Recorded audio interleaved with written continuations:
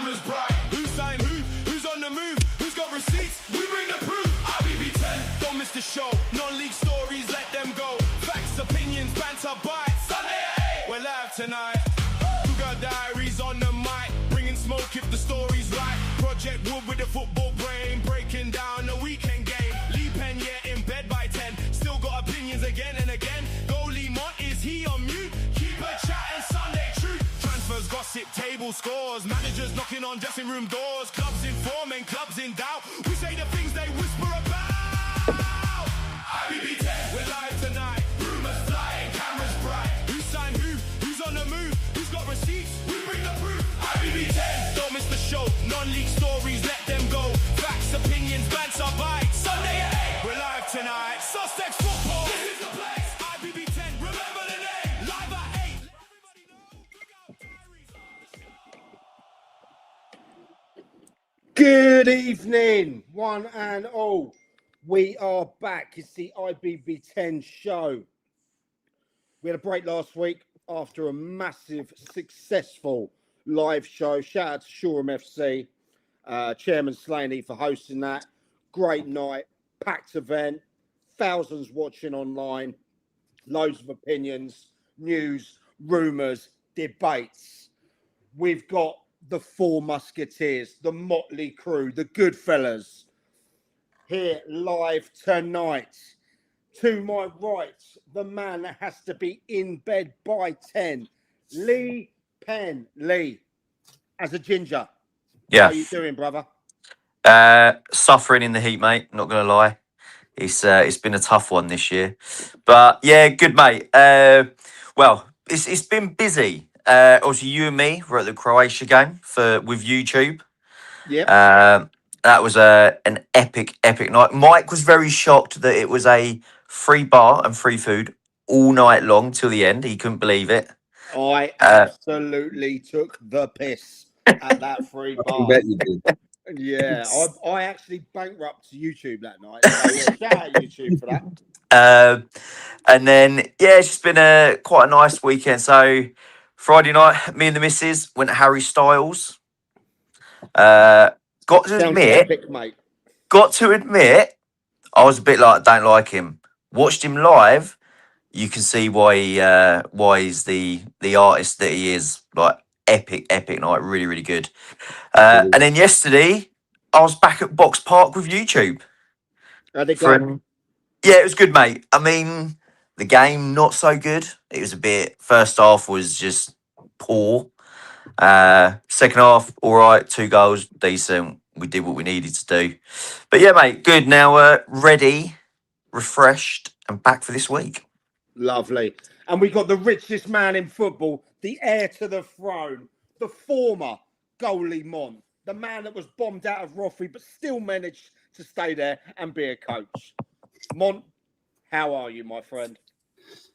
Yeah, not bad. I mean, I've had a decent week, so been away, relaxed, got the sun, although it was, for sometimes it was actually cooler away in Cyprus than it was here. So avoided the big bit of the heat, but relaxed. Everything's already going. Started pre-season, so getting forward to the new season. And Monty, just before we went on air, you told us what you're up to today.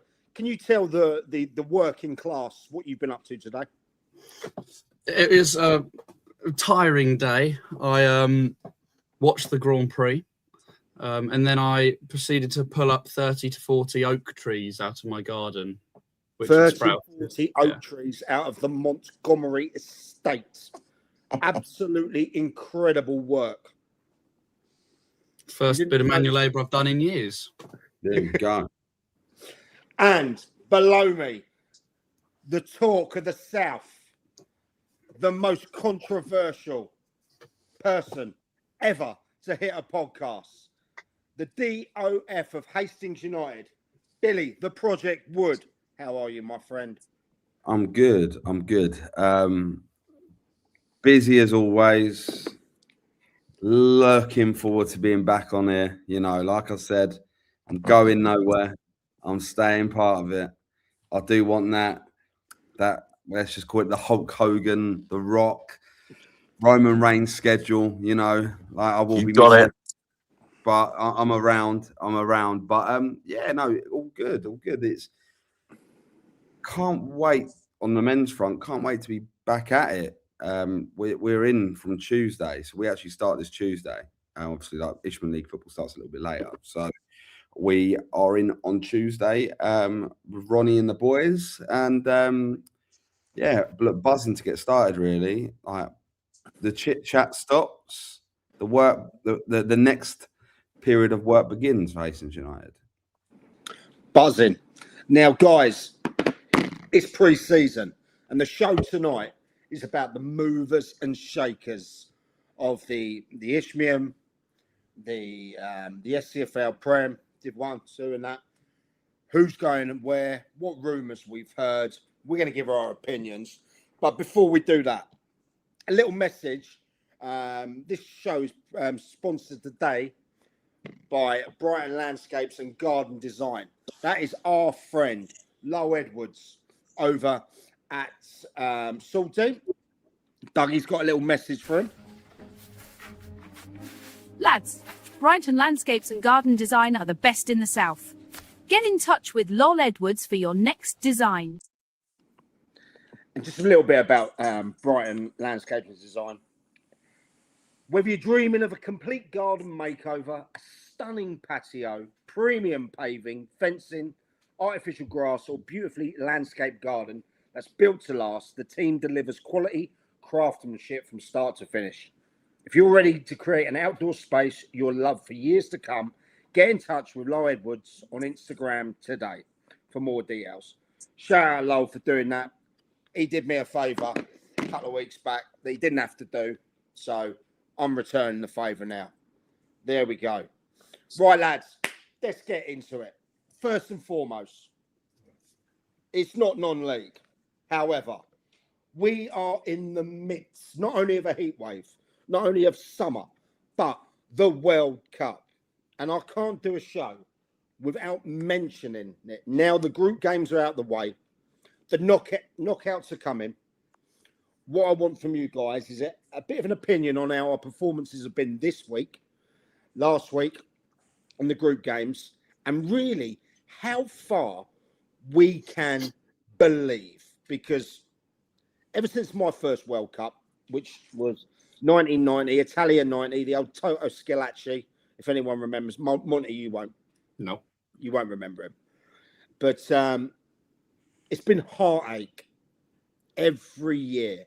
Every year I get lured into it, fishing like a green marlin being caught off the coast of France. I get lured in every way. And after the first game at Croatia, where me and Penn were at Box Park, absolutely buzzing, electric crowd, everyone believes our name's already on the trophy. Then suddenly, you know, it's songs in the street, barbecues, beers flowing everywhere. We come up against Ghana, a team we're supposed to roll over. Flat performance, 79% possession. The only team in World Cup history since stats started that have had 79% possession and not won a game. Then obviously last night, 10 o'clock kickoff. Everyone had their Panama hats on, the cigars out, beers flying, late one, bars open late. Everyone there. 2-0 win, job done. So lads, I want an honest assessment. I want people to get involved as well in the comments today. I want to know how far we're going before we start getting into the news rumours from the non-league that we have had this week. Monty, unmute. We'll start with you. Yeah, I mean, I've not been overly impressed. I mean, even you look at the Croatia game, we look quite open. And like look at the Panama game yesterday against a better side, we concede 2 or 3 with the chances we gave up. And I mean, when you're going deeper into tournaments, you need to have a solid defence. That's the foundations of your team. And at the moment, we just don't have that. We look so shaky. We're chopping and changing a lot. They said it on the commentary. It looks like Thomas Tuchel doesn't even know his best 11. yet. So I mean, I've not been massively impressed, but I haven't been too shocked. I'll be honest. Okay, Pendog. Yeah, same as already. It's not. I mean, obviously Croatia game, great start, and then yeah, like you said, Mike, we just sort of fell flat against Ghana. A couple of chances Ghana had. If they were any better on the day, they could have punished us. And then the same yesterday. It was just a really poor first half by us. And there were moments where Panama they were through, got close, and like Monster, if it was any better team, yeah, we could have lost that game. But we'll have to wait and see how the knockout stages go now. And if we beat Congo, then see who we go after that. Bill, Do you not think it's really awkward at the moment? in what way? Well, there's about 400 teams in the competition, right? It feels Too like many, the too many. preliminary stage of the FA Cup. Feel like fucking, I don't know, Biggleswade are playing, I don't know, play AFC Upfield Town. Like, they're not interesting games. Let's be real. I think the Ghana one, we just struggled to break them down, and they look good on the break, right? Maybe change things a little too late. Maybe in certain changes he made into that game. Could he have brought Rashford on earlier? Madueke moving to left wing. I get it. Can get around the outside, get balls in the box. Because in games like that, when you're coming sounds bad when you're coming inside, but when you're like as Lee's having a baby in a bit as well, so Yeah. he knows that 2 years old. Yeah, so like having kind of the way we set up where everything is so like it's so narrow. Yeah, there's nothing to. It's hard to break down that because if you're a team that's sitting in a low block, there's nothing better than everything being in front of you. You sit in, and I'm literally leaning back here. You sit in, yeah, you get your back four, your midfield screen, you screen it up, and it's easy. The way you can kind of break that is probably through the wide areas. So if they are narrowing up and trying to move into, let's just say, you're on the right hand side and they're kind of trying to keep you there, then it's got to be the switch and then around the outside, right? Whether that's fullbacks running round, and let's be honest, they had Spence was playing left back, Reece James plays as an inverted midfielder, yeah. So effective, and Spence is right-footed, so him going like. By the way, shout for one of the worst England players of all time. Spence. Spence, he shouldn't be there. He's awful. He, in my opinion, I do not understand how he plays for England. How many left backs and better right backs were left at home? We took him. Yeah. Jordan Henderson got him, mate. What is that thing he's wearing on his face? Yeah, it's from when he broke his jaw, didn't he? Oh, yeah, right, okay. It looks like an NFL player. Fuck off home. Do you know what I mean? But like for me, that makes it easier. Like it's hard to break down. You need to be able to be expansive and be explosive. Whether that if your wingers are coming inside, you need fullbacks to get round, and Spence ain't going to do that. I think Nico Riley should have started that game. I think he's a fantastic player. Much better player. Better. Then you look at this situation with James. You should have brought Trent Alexander-Arnold just from getting the ball in deeper positions and be able to put balls in the box. When you've run out of ideas, just fucking loading the box ain't a problem. Do you know what I mean? So I don't know. Like I look at it with England. I think we do this though. Let's be honest, we always do this.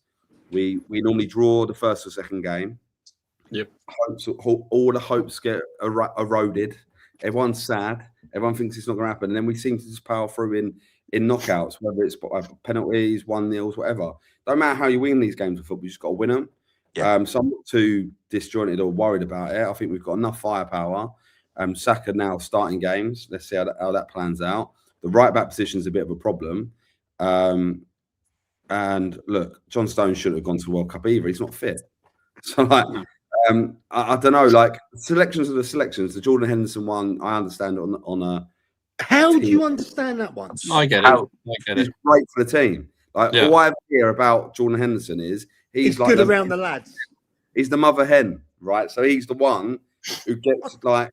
What's No, you sticking need with the coaching staff? Come on, he's not. He's not. He's a player. So like, and also I'd rather have it. I would have him there on the bench. Like I would have him around there. I would 100%. as well. Really? Well, if you take 25 players, Mike, like I would, or 20, whatever it is. What are you going to leave people like Foden, Different positions, mate. Oh, Trent at home? Different Yeah, but positions. I would have taken. Different I would have roles. taken Spence. I would have taken something like. Madueke. I would have taken Tony. Right, Ivan Tony's there, isn't he? Yeah, Yeah, I I don't. would have taken him. I was having a discussion with a referee the day before the World Cup went out, and he said I could see him taking Tony, and I went, if he takes Tony, like I just don't get it. He's not played properly competitive football. He might as well have taken Standard Man Bridgman. It's the same level. Bridge would have done better. Yeah, that's it. I don't know. Not according to Lilo. First, Yeah, look, can I just say quickly? Look, Team of the Year shit is done now. Let's just fucking get over it and get on. Mate, people. The thing is, though, people can't let it go. It drags on, and the joke's done. Just fucking move on. Mate, it's too early for you to leave this show now. It's never too early, mate. 16 minutes in. Go at any time. But look, I look at it like this. I think after the first game, I thought, cool, actually, we look all right. Like defensively a little bit open, but quite exciting going forward. That obviously changed with the way Ghana was. So Croatia were coming at us. The problem we've got is if teams are there, it's how patient we can be. And it's got to be boring. But if it's 1-0ers, 2-0ers, and it's late, 78th minute, 80th minute, whatever, who cares? We've just got to be patient with the way it is. And people can, I don't know, you can see Tuchel kind of wants them to play he obviously has a certain way he wants them to play. But it's hard to implement everything you want to implement when you do. Do you know what I mean? I heard he was going to go for the Tunisia job. Mate, do a better fucking job at Scotland. Scotland job. Steve Clark's part of shit.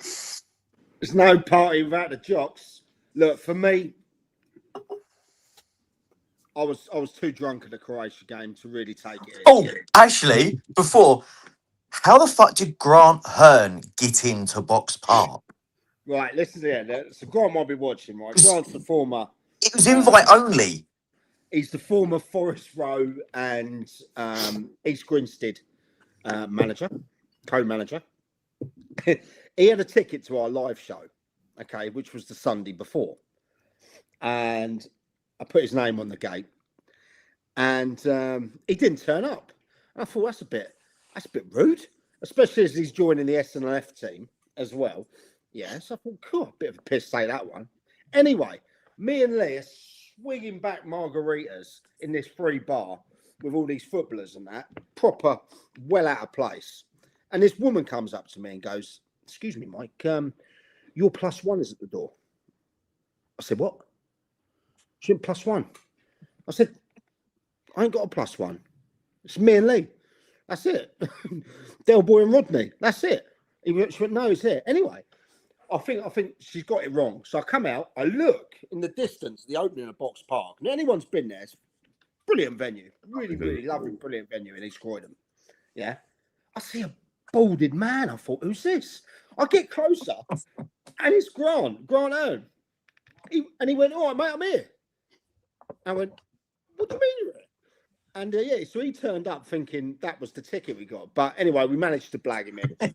Yeah. He had a free night all night.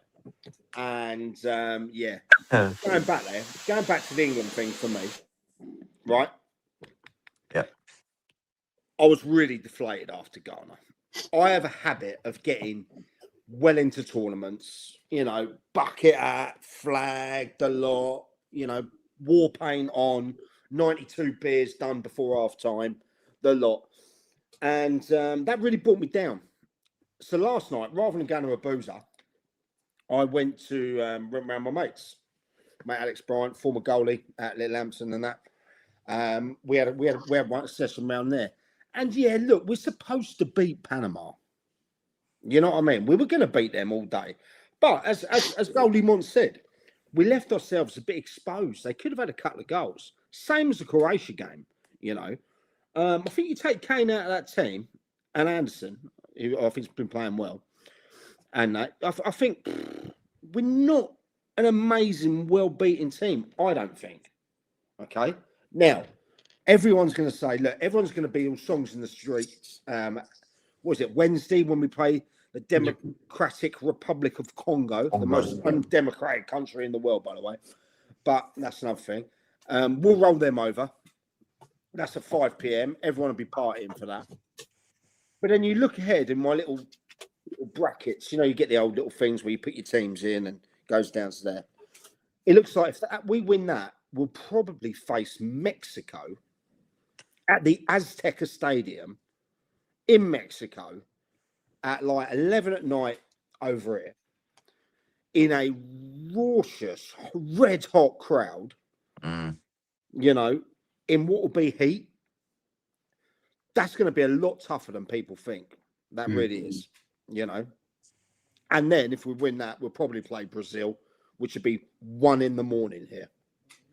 So, look, I'm actually going to be pessimistic and say I'm not even sure if we get past Mexico. We'll beat Congo, but I'm not sure we'll get past them. So, yeah, that's me. Lads, just want a quick one from you where you think that is that's an interesting stat, Ross. I didn't know that. They've only lost once there. Yeah, but they do play teams like Bolivia and Ecuador. Do you know what I mean in those things? One word, Lee, where are we finishing? Semis. So we're going to beat Mexico and Brazil and then probably lose to what, Argentina? Thing is, though, with Brazil, they're only relying on, I mean, Vinicius Junior. Really, if you watch him against Scotland, so he's been their main powerhouse this tournament. And Cunha, yeah, but you're looking at Vinicius really. But yeah, I think we could beat Brazil, even if it's 1-0 late on. Be happy with that. But France, I think France are going to win it. Yeah, I can't see past France. Goalie Mon. I've going into the tournament. I back Spain, and I'm going to stick with them.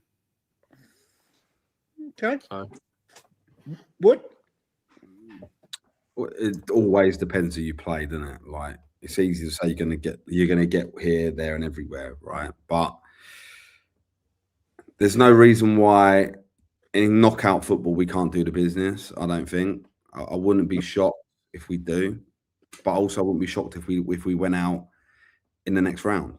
I was like, with England, you can't be never too high, never too low, right? With England, and I think like it's this the first international tournament that I've not been. Like normally, I'm buzzing for like World Cups and Euros. We said this at a live event, didn't we? Yeah, I'm not feeling it. I don't like this format. I don't like. I know you have to have the hydration breaks, but it feels to me like it's stupid hydration breaks. It takes forever, mate. They're timeouts. They're timeout, and they're timeouts. And do you know what they are? Yeah, they're advertising breaks. So if you actually watch the stadium, hydration sponsored by like Gatorade. Yeah, but it is what it is. It's America, and it's the biggest World Cup of all time, the biggest teams. Like, I would not be surprised if some way, shape, or form it just falls in a way that USA can get as far as they possibly can, and like you know, do you know what I mean? I can see it. Do you now. remember when South Korea hosted it, and they got? Would they get to the quarters of the semis? Semi-final. So, like, I don't know. Like, again, sadly for me, the tournament change. It's made me less interested. A little bit like what do you call it? A little bit like the Champions League format. Like the Champions League now, I only really are interested in when it gets into the knockout stages. The league thing's pointless. Yeah, I look. There's a few more competitive games, but I'm not really sold. Like I'm not really kind of if you finish in a certain bracket, you're gonna get in, right? Yeah. Now the higher you finish, the better you're seeded and what have you. And I get all that. Same with this. If you finish third, like in your group and get through, you know, you're one of the worst seeded teams, but you're still through. So you can be the third worst, the second to worst team in your group, the third best team, and still have a route to the final.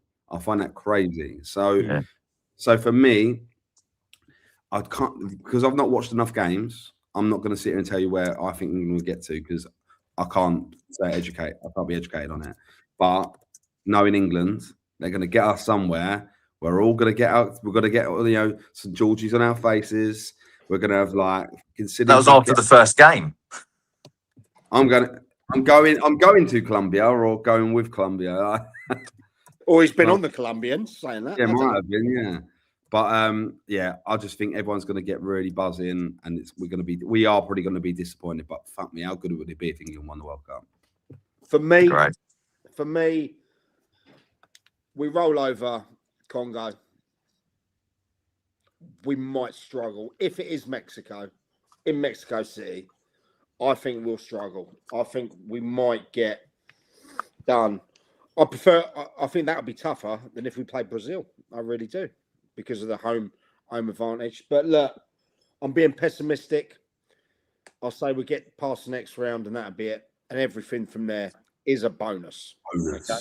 Obviously, look, if we win it, what a comment that is, Dan. I'm telling you, whoever wins it, Trump's lifting the trophy. Oh yeah, of course he is. They've announced it today. He's presenting it. No, I'm not. He ain't giving it over, mate. He's going, right, move over. Let me stand next to you. I'll hold this side. You hold that side. We go up together. Tell you, it could be with anyone. He'd be up there. Love it. Absolutely love it. So, right. Cheers for that, lads. Right. Let's get on to the meat and potatoes. Pre-season is upon us. There has been business done by teams. Some teams have been red hot. Some have been quiet. Okay. Some you haven't heard nothing from. And some have done their business very, very quietly, then just dropped a shitload of players out of nowhere onto the socials. So we're going to do it like this. We're going to start with the Isthmian Leagues, the clubs that in Sussex we've run. And Billy, you'll be able to give us an insight for your team as well, which I'm interested in. The ins and outs. The ins and outs. Obviously, don't give away your game plan too much. You're in a bit of a position, obviously. The whole point of the podcast is like transparency is key, and I'm not going to tell everyone all the secrets, but I'll give you insight on what we're doing for sure. Give some of that special sauce, Billy. Yeah, sure. Right, so we're going to start with the Isthmian Leagues.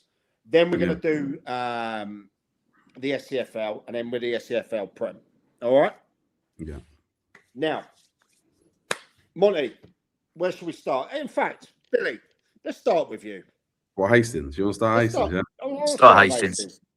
Because you are part and parcel part of this process as DOF. What's been going on? How's your business going? I see you've lost a couple of key players.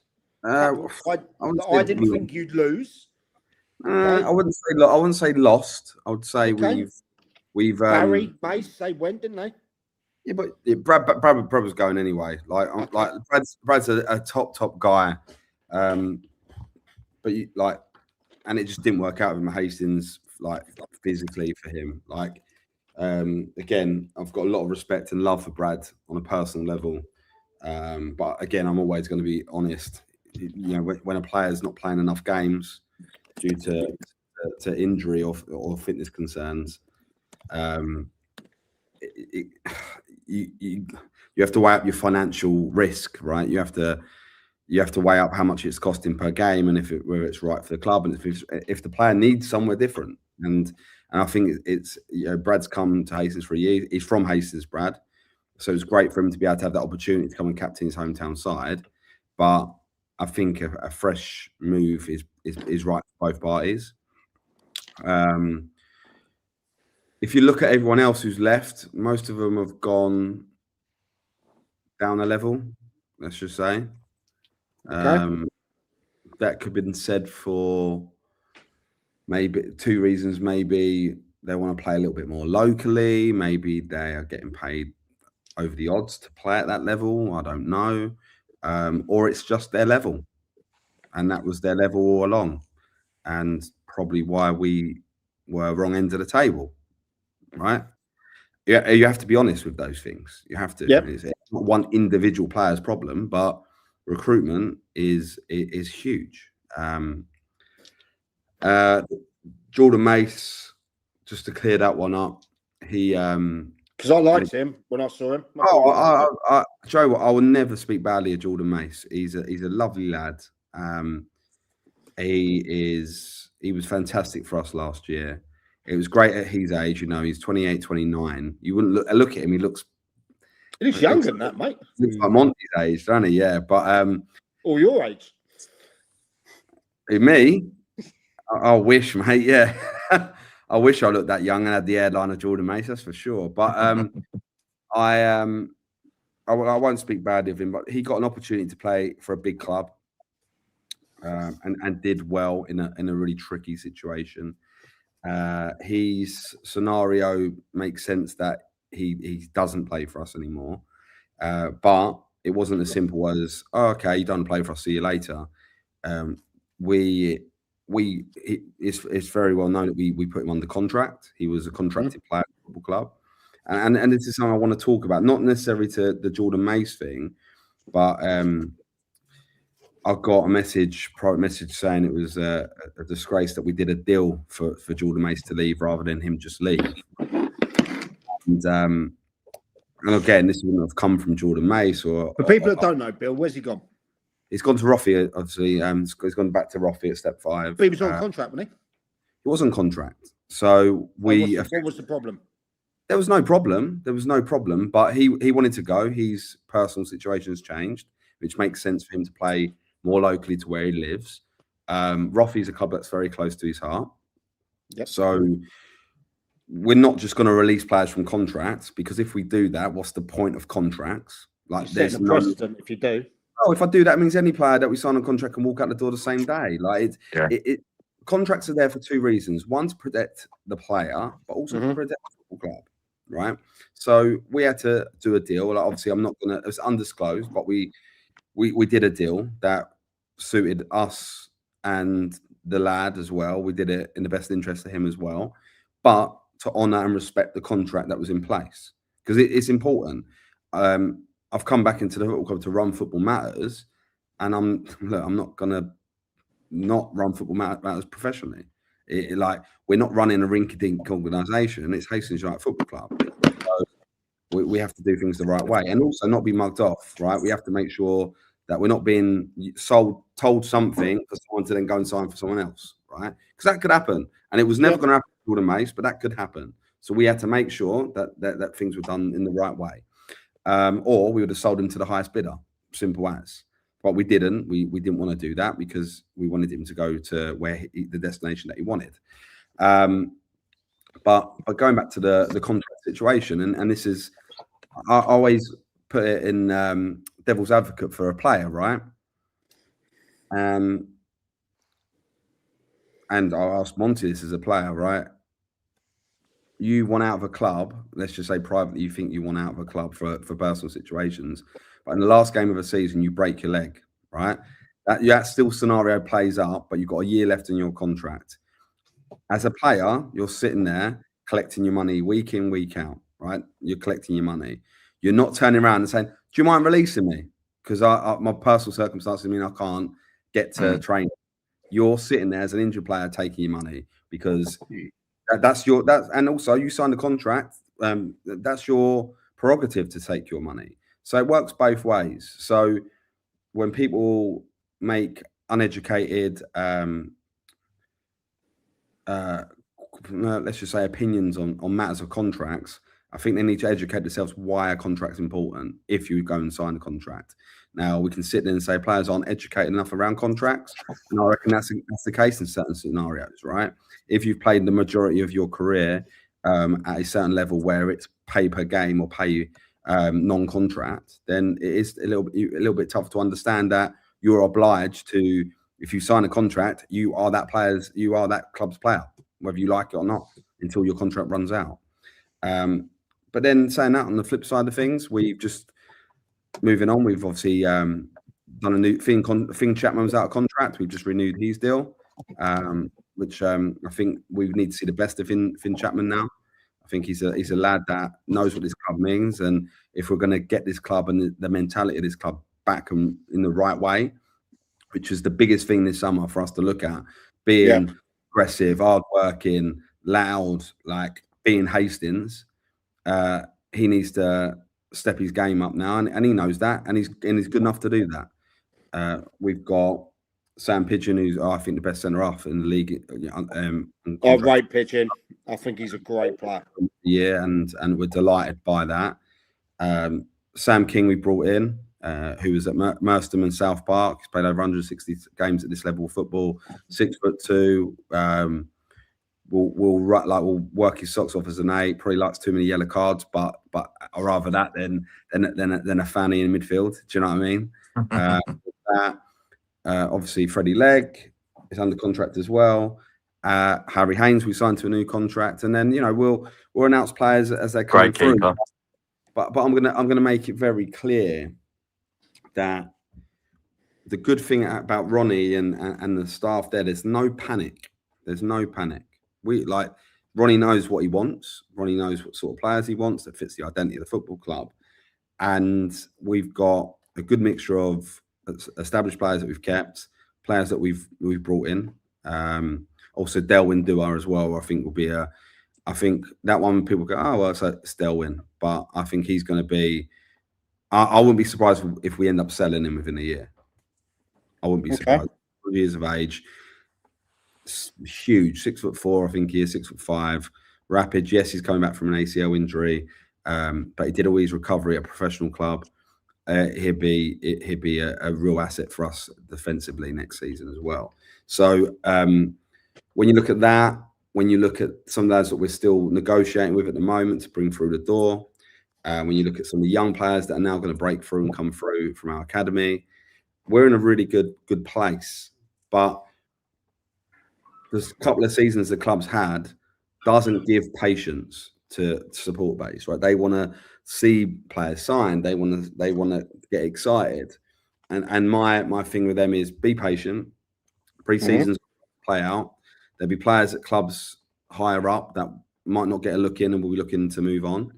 There'll be negotiations ongoing throughout the first period of pre-season, and there'll be negotiations going back end of pre-season, right? So be patient. Let Ronnie do what we got to do. If we win a bunch of games in pre-season, don't read too much into it. If we lose a bunch of games in pre-season, don't read too much into it. We just got to do our business. But I'm very confident that we're doing it with a patient arm rather than fuck, we need to sign a player. Fuck, we need to get this in. No, fuck, we need a striker. Fuck, we need a centre half. Like, no, we know what we want, so just we'll let it play out.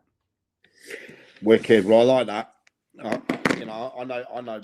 As I know you be going down. You got things working in the background as well, and I'm sure there'll be some more news to come. Put it that way, Mike. On that note, quickly, we're in a different. So we're going to talk probably heavily about the county league, aren't we? Let's be honest. We're going to talk about some competition, but that's a different pool of players. We But can't. what's the market like though, Bill? Out there, is it tough? For the Ishman League? Yeah. Yeah, because like Hastings, biggest problem we have at Hastings, the biggest problem is one. If you put Hastings and you do a 360 radius around Hastings, 180 degrees of the radius is in the sea. So unless we're getting mermaids to play for us, right, we're 180. That's it, right? So you're looking at people got to travel down the A21, across 28. Like you've got to travel into Hastings. We've been very fortunate that we produce good local players, but what we can't keep doing is signing the same player 3 or 4 times. We can't keep. There's a reason they're not working. Like the managers keep changing, but the player, so something's not working. So I want to make it clear: we're not in conversations for some of these players that want to play Step 5 football. We're not in those conversations. We're not trying to sign those players, right? Because some of them are scared to. The ones that are good enough, some of them don't want to play Step 4 because they don't want to travel, which blows my mind, right? Or also, they're probably some of them are fucking shit scared. in some senses, or rather be big dog than little dog, right? So that's fine, and I think like that's going to play out. So like when I look at the Southern Combination, I'm sure we'll go into that after talking about the other Ishmael League clubs. You look at it, you go, come on, big signings. They're all fighting each other for these signings. And a lot of money being chucked around. Yeah, exactly. And we're modest. Like we're not throwing loads of money around. We're being quite modest.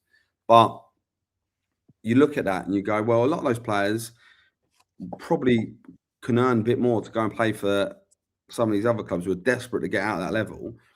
I still don't understand the financial benefit of doing it. Like, fuck me, can these people not put money into football have an extra holiday or two? Do you know what I mean? Rather than spunking it on, I don't know, a striker or a left back. I don't know. But family get more joy, surely. Do you know what I mean? But they, I guess, you know, they get hard on for being top of a county football league. So is what it is. But yeah, the market for us is Kent, London, Sussex, a little bit of Surrey. So we have to look a little bit further abroad and then in doing so go, right, okay, who's coming from that area of London? How many people can get in that car, right? Or have we got a Kent car coming, or you know, and like without staff and whatever. So you've got Trev, who's got a bit more of an eye on West Sussex and county football. Sammy, who's got a real eye on more like local football, knows the local lads.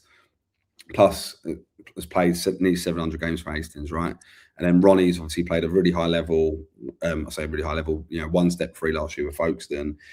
Great relationship with managers, like staff that have now moved on to loads of pro clubs. So our relationships are really good across the club, and it's just about aligning that, and it's about patience in building the culture. I feel like we've got the right energy in the room. It's just now about getting that right on the pitch. Love that. Cheers for explaining that, Bill. One team I want to move on to now. A team I think have done some good business pre-season. A club that I believe is on the up. A gaffer I know well. Burgess Hill. I'm looking at their players, right, that they've signed. Yeah. They've signed out Josh was okay. Fenelon. Who else have they done? They made about 8 or 9 different signings. Nicky Wheeler's gone there as well. Yeah, they retained Beckford, who I think is decent. They signed that Joel Daly. You know, they've made some great signings, and the one was saying was, well, with Jay Lovett going, wasn't he the one who was doing all the recruiting? Well, just Gary Mansell's just shown that he's fucking on it. Do you know what I mean? Like, let's be honest. They've got a great side. How you keep all those players happy? They signed that Luca Coccaraccio. He was from Dover, wasn't he? Yeah. You know, Tane King, Johan Mark Oliver. Who have they got in sticks? Who have they got as goalkeeper? Did they retain Rocco Rees? They did. I have retained Rocco. Yeah. I believe I saw that. Yeah. Which is a decent keeper. Brad Barry's obviously gone there as well. Yep, Brad Barry from Hastings. Tame Ward. Whelpdale. They've got a lot of striker options like Ben Pope and stuff like that. I don't know how you Luther keep all Williams. He was at Dartford. Yeah. I mean, no, but they want to have a go, don't they? I think Birds still want to get in the playoffs this year. Do you think they will? I think they will. I think they will. Yeah, I think the owners, they've got some good owners in there. Yeah. Really good owners, yeah. The first and foremost are trying to bring the community together, the fans and that as well. They got a long-term plan, a sustainable plan. Every time I go up there, something else is added to that stadium. Whether it's a little bit of undercover here, a bit of work being done here, wonderful surface. They've got a great fan area as well. Yeah. Live band and all that they have. I think they've done 8.5, 9 out of 10 so far, business-wise, in there. I was surprised that Dom let Fenelon go, but, you know, he wanted to go there, so there we go. But, yeah, I expect big things from them. Yep. Let's talk about another club that done good business, Eastbourne Borough. Well, you know about that. A I club think that have King's done great. Yeah. It's a very Kingy style recruitment, right? So they've gone for the best. They've moved training, so they're training up near Tunbridge, I believe, or further. Like they're training that way. They're not training at Borough, so they're not training in Sussex. They've done that to go and recruit players. Okay. And that's why these Hornchurch lads have ended up. There's a lot of London lads in that recruitment, as you probably see. So no training will be done at Eastbourne Borough. All pre-season will be done. Done up. How do you feel about that as a club? Do you think? And we've looked at it in the past because again, they've got the same situation we have. 180s in the sea, right? And against Snowden Worthing. Yeah, they do. Yeah. But then, and Lewis, by the way, been training in London for years. Oh right, I didn't know that. Lewis been in London for years, mate, years. They don't. That's why if you look at their recruitment, even when it comes to like managers and stuff, it's not sus. It's always that way. Yeah. Do you know? I think the one thing I don't like about that is I think you never feel at home. You never. It's not your home. It's not. You never kind of build that kind of attachment to the area. So you play for Eastbourne Borough, but you don't. You play home games at Eastbourne Borough. There's no like connection to the place or anything like that or the town because you're just playing home games there. You're travelling in. Oh, okay. Well, training twice a week is only half hour for me, and fucking hell, I've got to go home game. Fucking hour and a half, 2 hours. Great. Do you know what I mean? So it's never. And then you want to shoot straight off after a game. You don't want to be sticking around and travelling back. I know, 7 o'clock at night. You want to travel at 6, get on the road, gone. So I think that there's those elements to think about. But it's good recruitment. It's just I don't know. Like I feel that Ashman Prem is no mugs league. Like you can't. I think like 5 years ago, you could just go and sign the best players and get out of that league and win it. Yeah. I think now you've got to have a plan. You've got to have a style of play. You've got to be able to understand what you are coming up against opposition wise. I just don't. My big thing is, and I'm sure Steve King will prove me completely wrong there. I don't know if they will be good enough tactically. I was just going to ask with who they've signed. Do you see them storming back up? Book, don't he? He's always had a black book. Do they go straight back up this season? His black book. Steve King's black book is the best black book, right? Always has. But success hasn't been on his doorstep for a long time. Right, you got to look like he was sacked in the last few jobs. Yeah, sat at home for a long time, getting paid from the last job. Yeah. Didn't work out down the road, down having a Waterlooville didn't really work out. Then he went to a club up north, didn't really work out. Dartford, it didn't really end well. Didn't really well at a certain place, and then. But I always get he gets the reputation that he's called the manager who bankrupts clubs, right? Because twice, isn't it? But I don't think it's it's the club's fault for giving him the money, right? Yeah, it's always. And I'm like, right, this could go two ways. One, they're top of the league by Christmas, or Eastbourne Borough claiming there's financial problems and everyone's going to Steve King's fault, which it would not be his fault. It's not his fault. But I found more interestingly, talking about Borough, the interview with Tommy Widrington that came out on Sussex, BBC Sussex. Did anyone hear that? No. Well, Tommy was, let's just say he was questioning upstairs at the club a little bit. What, public? Hasn't that been a thing for a while, though, that people have sort of murmured it? Yeah, everyone knows it, right? But yeah. he was just like, look, he's like a bit weird, isn't it? Matt Gray won National League South, got promoted from National League for a certain way. Then, loads of players that didn't match his style and what have you. Then I come in, I tell him I want these players out and these players in, and none of the players I want out the door go out the door. He said the people upstairs need to stop interfering in the football effectively. Ooh. Doesn't surprise me. But but looking at the signings, maybe the relegation's learnt them a lesson. Do you know what I mean? Maybe they've learnt a lesson. So is it straight back up for Eastbourne this season? It's not guaranteed in that league, mate. It's a No. hard league, and also, I'm telling you, it's either going to go two ways. That if we're going to be flying, and there's going to be, or there's going to be financial considerations at Christmas. Fair enough. Right, next team. We mentioned Jay earlier. Whitehawk. Few Young. signings they've made. Quite young, right? Yeah. I mean, it's going to be a turbulent time at the club, isn't it? It's changed. You know, Sean obviously was the gaffer there, moving upstairs. How that goes, you know, I know they signed that Dan Bowie, decent player. They signed Gosha Williams as well. They've Finn Chadwick, good guy, really good guy. I like Finn. He helped us out, did a podcast with me. Good guy, Finn. Yeah, but he's not going to set trees alight, is he? Like, well, Bo Booth as well. They're young. look,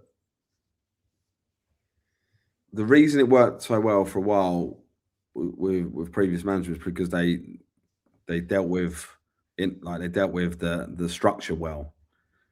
Let's just see if Jay can deal with that structure as well as Sean's. They also got two from Sutton United, Mehmet Hallen and Liam Moore. You know, so look, how do we think they get on Whitehall this season?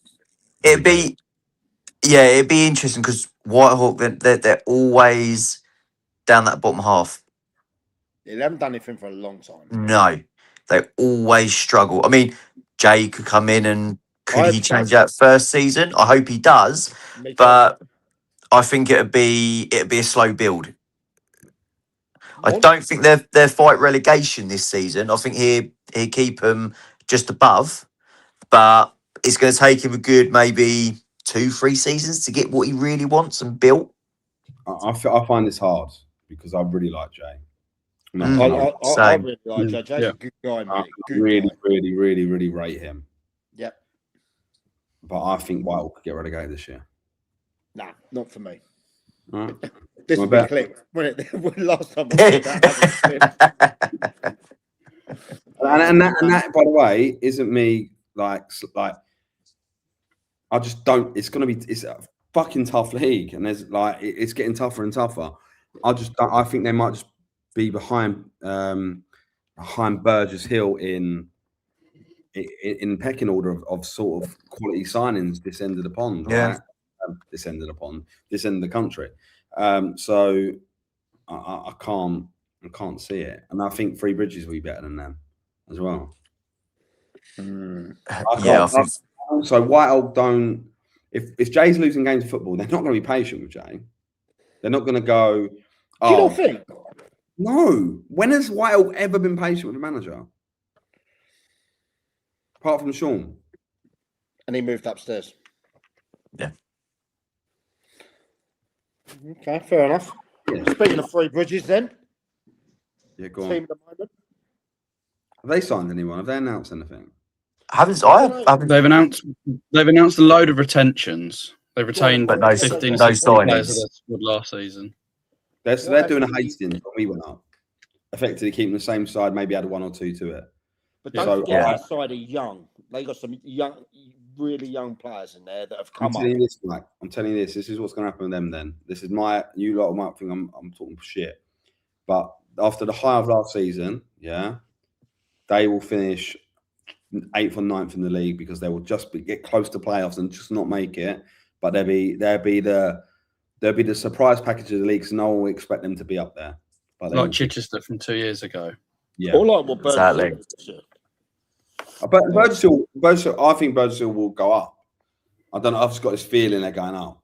It's a league. Like there's some big teams in that league.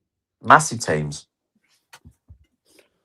To be fair, I think if you finish about 8th or just outside the playoffs, or give it a good go. That's obvious progression from Crowell's side. Okay. So just going through that league, Chatham Town will be up there. Yeah. Yep. Massive. Evelyn will be up there. Whiteleaf will be up there. Dulwich, I think, will be up there this year. Yeah. Yep. Then you've got who else really are up there? Ramsgate will be pushing around it. Cray Wanderers should be pushing around it. Brentwood should be up and around it as well. Eastbourne Borough. So it's a fucking tough league. Like, it's tough. Tough old league. Going to be some good games this season though as well. Really good, entertaining games to go and see. Yeah. I think we're gonna have a Sussex team get promoted this year, though. Whether that is Eastbourne Borough or Birdshill, one of them. It'd be nice to see. And I think Chatham will finally get up as well this year. Chatham will finally go. Quite possibly. Okay. So, Lewis. is there any new signings come through, Mont? Three Bridges? Well, Bridges, no, they've announced. To be fair, they only finished their season a few weeks ago. Yeah, they've announced 16 retentions, but no new signings just yet. Okay. Lewis. They've announced a couple. And they've retained a couple as well, haven't they? Yeah, they got Andrew Briggs from Whitehawk. Good player, I like him. Right. But Bill, not so much. I like him. Pretty player. A bit more than that, though. He's a pretty. Oh player. yeah, 100%. I've heard Jack Mears might be going there as well. Bobby Unwin returns. Jack Mears again. These aren't players you go, oh, they're shit players. Briggs is a good player. Jack Mears is a good player, but is Jack Mears? Jack Mears was there last year, wasn't he? And left for a bit, yeah. He's a Whitehawk for a bit as well, weren't he? Yeah. And Alfie Allen retains. They got a great goalkeeper in Louis Rogers. Yep. Yeah. Lewis will do what they always do is they start well, but and then they dip. But then we talk about Lewis are actively. If you go onto their Facebook page of their fans, they actively are desperate for money. Actively. Yeah.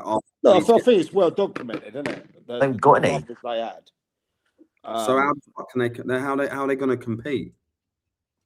Well, they got 15,000 shareholders, haven't they? Yeah. 15,000 shares. Yeah, but again, the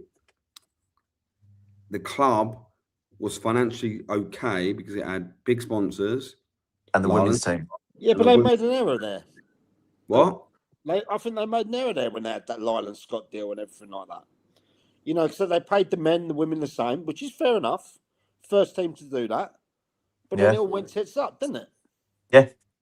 As soon as the women's team dropped out of the championship. But also, by the way, Lewis as a ground isn't actually very good. The bar is as small as my kitchen.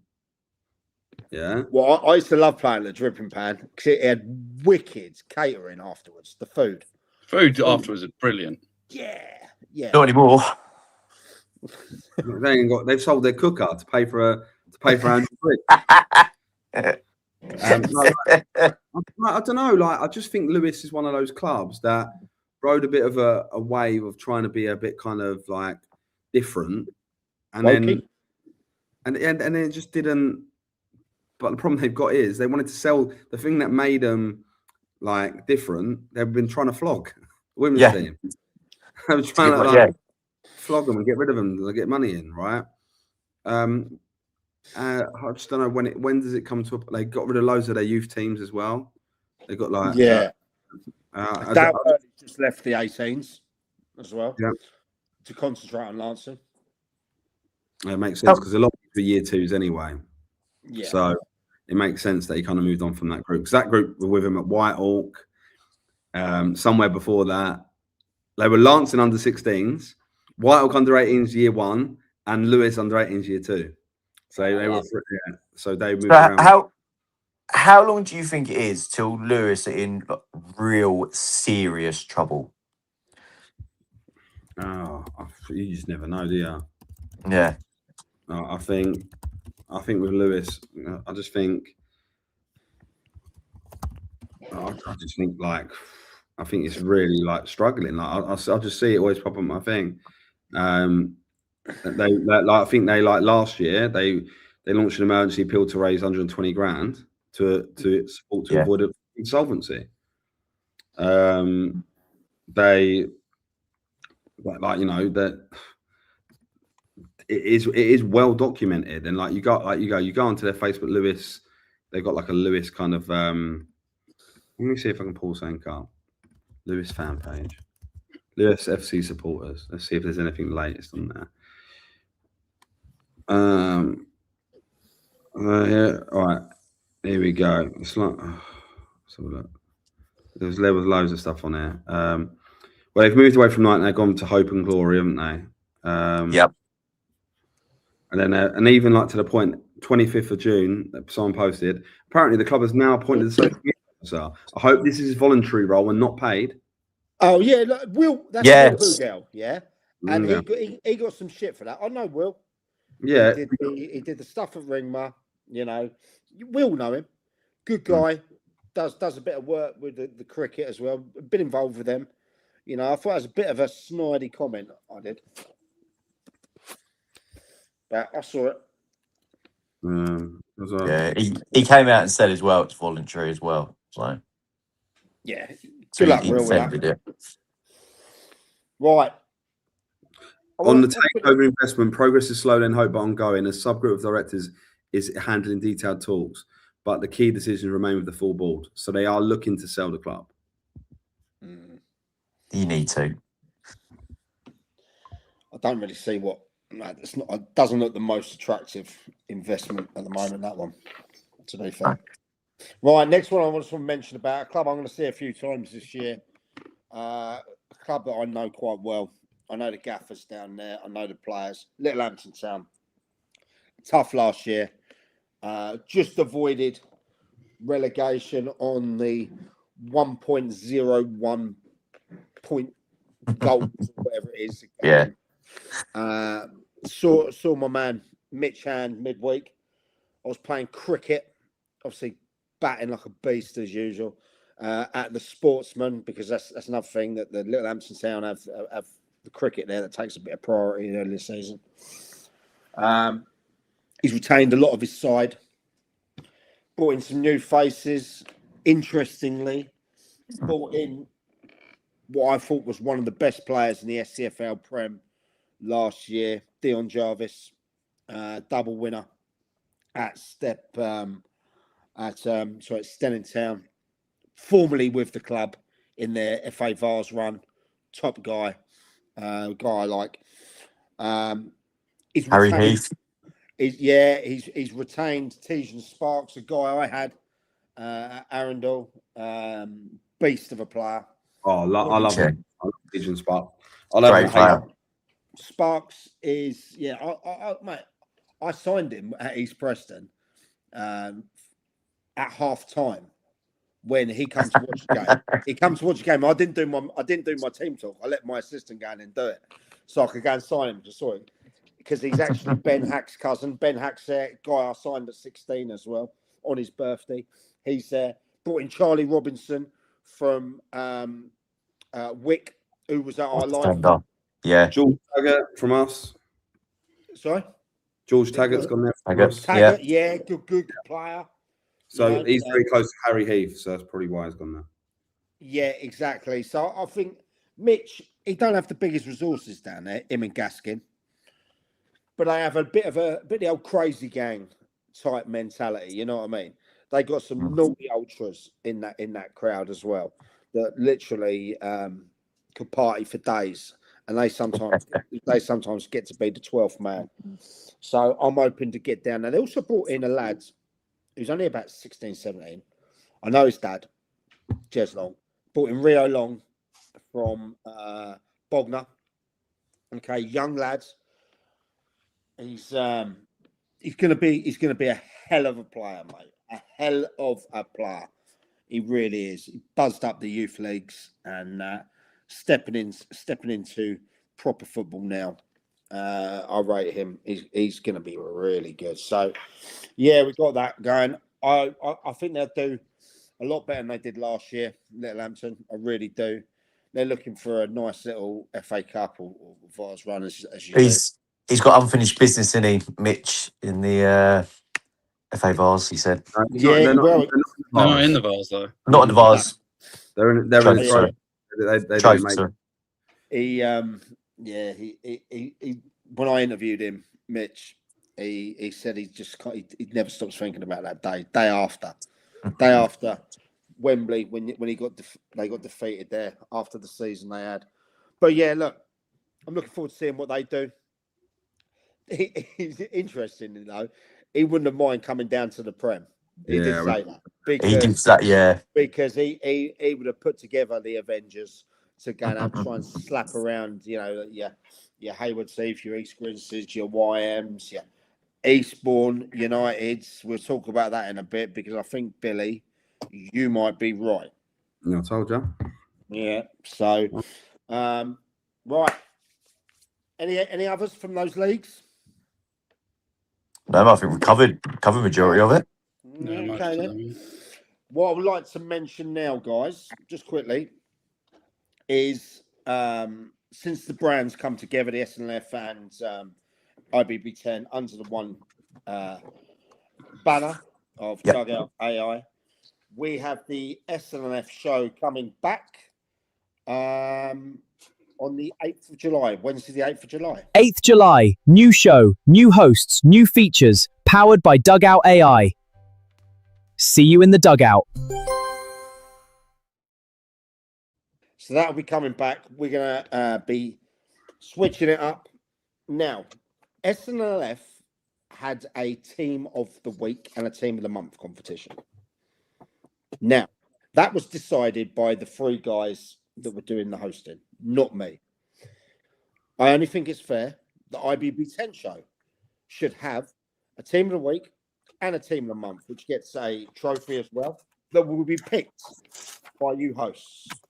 Okay? It will not be, you will pick it on your own criteria. So we're going to be doing that. We're also going to be bringing into both shows a lot more media clips, reels. This is where we want the supporters, the fans, the coaches, the players to get involved. Submit your little reels, your goals, and things like that. We want to show them. These shows are for you, to showcase you and your clubs. Okay? Quick one on that, right? So the Wednesday show, who are the hosts? So you've got Gareth Spinks. Yeah. You've got Matt from Sweden there, and you've got Grant Hearn. Yeah. As well, and you. So all four of you, I don't want to blow this up on live on air, but all four of you are unattached. You've got me, Hastings United. You've got Roffey right next to me, and you've got Brighton Electricity above me, right? Brighton Electricity above me. Hey, you got turned down for Brighton Electricity. But we could be biased on it, couldn't we? It could be really biased. Listen. You lot have never been biased before. Yeah, you have opened up, especially you, Bill, Waltz and all, in there, and Monty. And to be fair, when Lee does get his step 9 job, 10 job, I think he's going to be in the dugout sooner than we reckon. I think he could be. I've heard that, Have you heard some rumours of that? I've heard that Tommy Haddon wasn't happy going back into the Mid-Sussex League, so I think get ready to go. That's something I want to mention at the end of the show as well, to be fair, because, the Mid-Sussex and the Div 2, same step, different exposure for me. But I'll be honest with you, like, it's intermediate football, isn't it? So I just think, whilst we have a massive respect for all the teams at that level, it's just that we can't cover.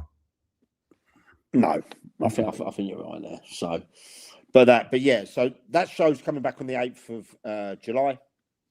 In there, we're also what we had on that show. We always have a manager or a chairman or thing. This year, we're having a manager or chairman, groundsman. Shout out Keith, love Keith, best groundsman in the league, and a player. We're gonna have players coming on as well because this is their show. as well. Yeah. And we have got a player coming on the show that we have already mentioned tonight, but we will not say who it is. Coming on with a manager we haven't mentioned. So, yeah. So I look forward to that. But again, we're going to be doing the IBB10 Team of the Week, and that will start after the first week. And normally we would go on to X to vote. But as I'm a megalomaniac, all voting will be done on the In the Dugout app. Lads, go and download the In the Dugout app now. Otherwise, the non-league Grim Reaper will find you.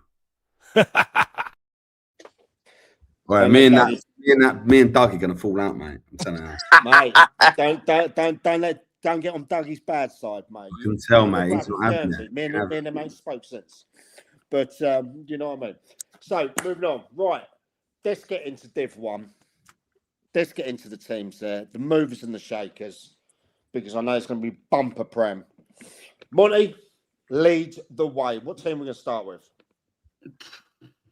Let's go with fuck it, Marloke. Milo. Why would Rob O'Toole go there, Bill? Why would anyone? Why would anyone go to Marlowe? Not for me, mate. Not for me. Shout out to Ridders and that did great there. Milo doing a bit, isn't he? Doing a bit of ambition at that club this season, which I like. And oh, by the way, Dougie. Speaking of Dougie, the first AI bot ever to sponsor a non-league football team. Dougie sponsors, Milo. So yeah, shout out to them. What is over there? Oh, so there he is. Shout out, Archie. There he is. Milo. So on Milo, obviously, Tony Duneen died, didn't he, as well? They posted about him days ago. I don't know if anyone saw that. It was around the club and what have you. So, you know, just not a shout out, but condolences to his friends and his family. Yeah, that's well put, Bill. Yeah, shout out for that. Probably say his last name wrong, so it's not very well put by me, but well, they've been best. Right. Monty, what else is going on there? You're the man in the know. I've not actually seen much in and around Div 1, to be fair. I've been away for the last week, so I'm a bit out of the loop at the moment. Yeah, mate, it's not been as buzzing as I expected down there. It's been quiet. Haven't heard nothing from Worthing United. No. You know, No. Well, we're not going to, is he? Because we know Cuz is going to not. He's going to spring on everyone last minute. He said. He did say that, didn't he, at the live show? I love it. At the live show, yeah. Shoreham, very quiet down there. I was at Shoreham FC's first training session. Why was I there? And it's not being a biased one. I was actually there supporting. They needed extra players. Well, I signed for him, didn't I? Signed for Meza. Shout out Meza. Signed for 20 plays. No, I was actually there not only to have a quick beer with the chairman, but the manager that I did the youth side with, Darren Hammond, just took over their under 18s. Great guy. Okay, cool. Yeah, great guy. Went down to see him. He actually had a lot of my lads. Now, those lads are going to be 16. So it's going to be really tough for them in that thing. However, they are some of the best 15, 16-year-olds around that are not signed by pro clubs, in my opinion. I should know because I coached them with the thing. So, yeah, give them a couple of years and they'll be moving through. So that's why I was there. Anything exciting you saw? Like without blowing, because obviously it's been really To be quiet. fair, I heard about a few people that they were talking about that have all been announced at other clubs. So I was just interested to see. To be fair, it was the hottest day of the year and 5 clubs had already called off their training. Shoreham still went ahead. Unfortunately, I didn't make it out onto the training pitch, and I blame the chairman for that because he kept... You're well out of order. The old Temu boots. Leave my £9 Temu boots alone. He kept throwing me Cruzy Campos, so I couldn't get out of there. But I expect them to be a lot stronger than last year. Okay, I spoke with Connor. Don't want to give away the game too much, you know. I think they're going to do some announcing in the next week or so. But I know there's some players returned to the club. I know the ones that they wanted to keep, they've kept. Ones that potentially wanted shipped out weren't there. So that's on them, you know. But at the same time, that's going to be a lot tougher, that Div 1 league, than people think, I think. I think for teams that think they can drop down and come straight back up, it'll be tough. It really will be tough. For me, I think Infinity will do well. Well, yeah, they got like a budget like you wouldn't believe, right? Well, they've got so there's a new captain of the club. He's on about. No. I think one show we need to get the budget man on here for all the divisions because he's the man in the know. I've heard Ash Ridley's doing his own podcast called Astronomics. There is a new captain. No, I said I'm not doing every podcast. Oh, tell me you wouldn't watch that for banner. Come on. I'll come on here and banter it. I'll be on it bantering, mate. Don't worry about that. I'm not going to say, Stuart. I'm not going to say the new captains. I'll let you lads do that. I know you've got a. We all know him, by the way. So yeah, I'll let the club do that. Apparently, Dale's been busy. Apparently, according to Aaron. Is that what right? The rod is out. The rod is out. And, everyone's got to be busy, but look, you don't really know. Who's announcing? Who's announcing in Div 1? No one. There hasn't really been anyone.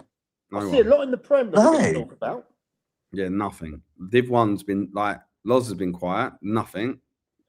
Where is our Brian Landscapes and Garden Design sponsor of today, Lo Edwards? Are you out there, Lo? He normally catches up in the van in the morning and then gives me a debrief. Look, they're going to be strong. They're going to be strong. I think he's confident enough in what he feels he can get in there. Obviously, a beautiful stadium he's going to be going into, which is nearly ready. I hear. Clubhouse nearly done, is it? Yeah, there was rumours on the app about a sinkhole in the pitch. No, right. And I messaged Lo and I went, "Hey, Lo, you got a sinkhole in your pitch? You come up on my app in the rumours." What is that? He went, "How the fuck do you know about that?" I went, it's not a proper sinkhole. But it's something that had to be addressed. You know, I said, "Why did someone fall down it or something?" You know what I mean? I think they had a game on it, but you know, it's like with new stadiums and things like that. But yeah, whoever put on the app, it was a big sinkhole. I think if you look at some of the signings coming from like some of the top teams in the Prem, there's going to be players looking for clubs. Yeah. Oh yeah. Which might end up benefiting Div 1 a little bit. Who benefits will be interesting to see. Really interesting to see. But yeah, like it's been really quiet. But then saying that, it's June the 28th. Like even if clubs are busy now, like overly busy now, then some of those players will fuck them off anyway after a couple of weeks at that level. So Div 1 is so, I don't know, bouncy unless you've got the right infrastructure. Yeah. It's so bouncy. So yeah. Have you heard? Have any teams stuck out that you've heard about so far that pricks up your eyes a bit? What in Div 1?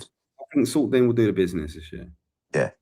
Infinity, look, take Infinity out of it because I think if they foul, if Infinity do not win that league on their budget, yeah. You say that. You say their budget. You say their budget. I know their owners. Yeah, it's 4 figures. Right? It's 4 figures, and you know it is as well. So yeah, exactly. Right? You don't get those. I'm getting the astronomics out. Yeah.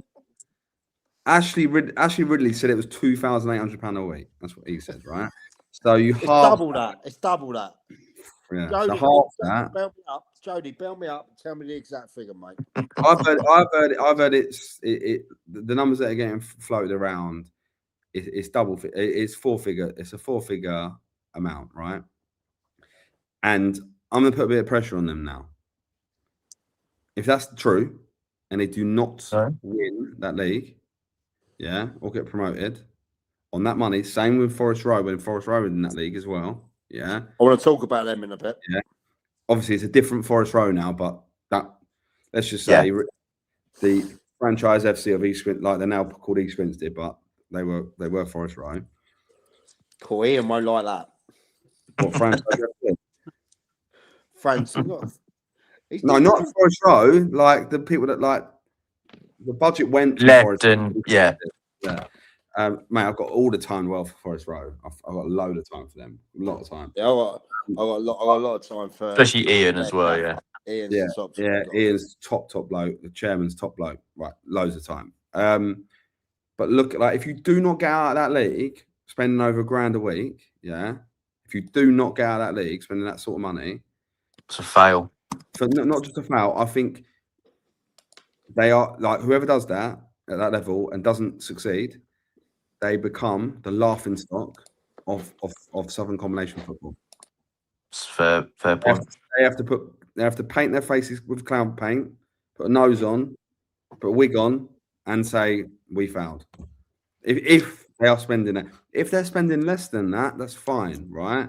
But if it's what was projected over £1,000, I'm sorry, you've got to come out like if you. And I expect them to win it. I want Salt Dean on my pick, but I expect Infinity to win it. Let's have a little look. Let's have a little look at this Div 1 because this is a tough old league. You know, where Guildford City are dropped in there. Now that was one of the most underwhelming bars I've ever been in, by the way. What was? At Guildford City. Are we going to be bringing that into the pod this season, Mike? The bar review by Mike. Well, SNLF had the burger review. Well, I don't know, mate, because I'm trying to cut down on the beer, mate. I'd say I've got some big projects coming up with. I'm going to be doing some work soon, so I'm focused on that rather than I think I've had my party time this summer. You know, I haven't been working for about. Time is over, Mikey. We've got to start party time. Work time. I haven't worked for about 4 months. Is it cable? Striker. I think it's cable, fella. I think it's cable. Well, no. They signed a big dog, didn't they?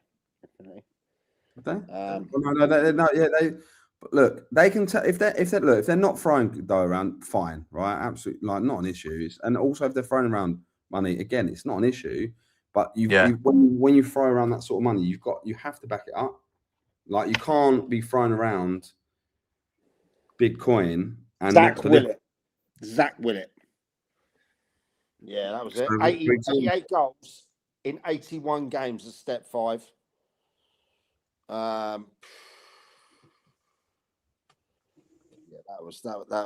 that's mad. That's mad. They retained the boy Tierney as well, who I like. Cable in there.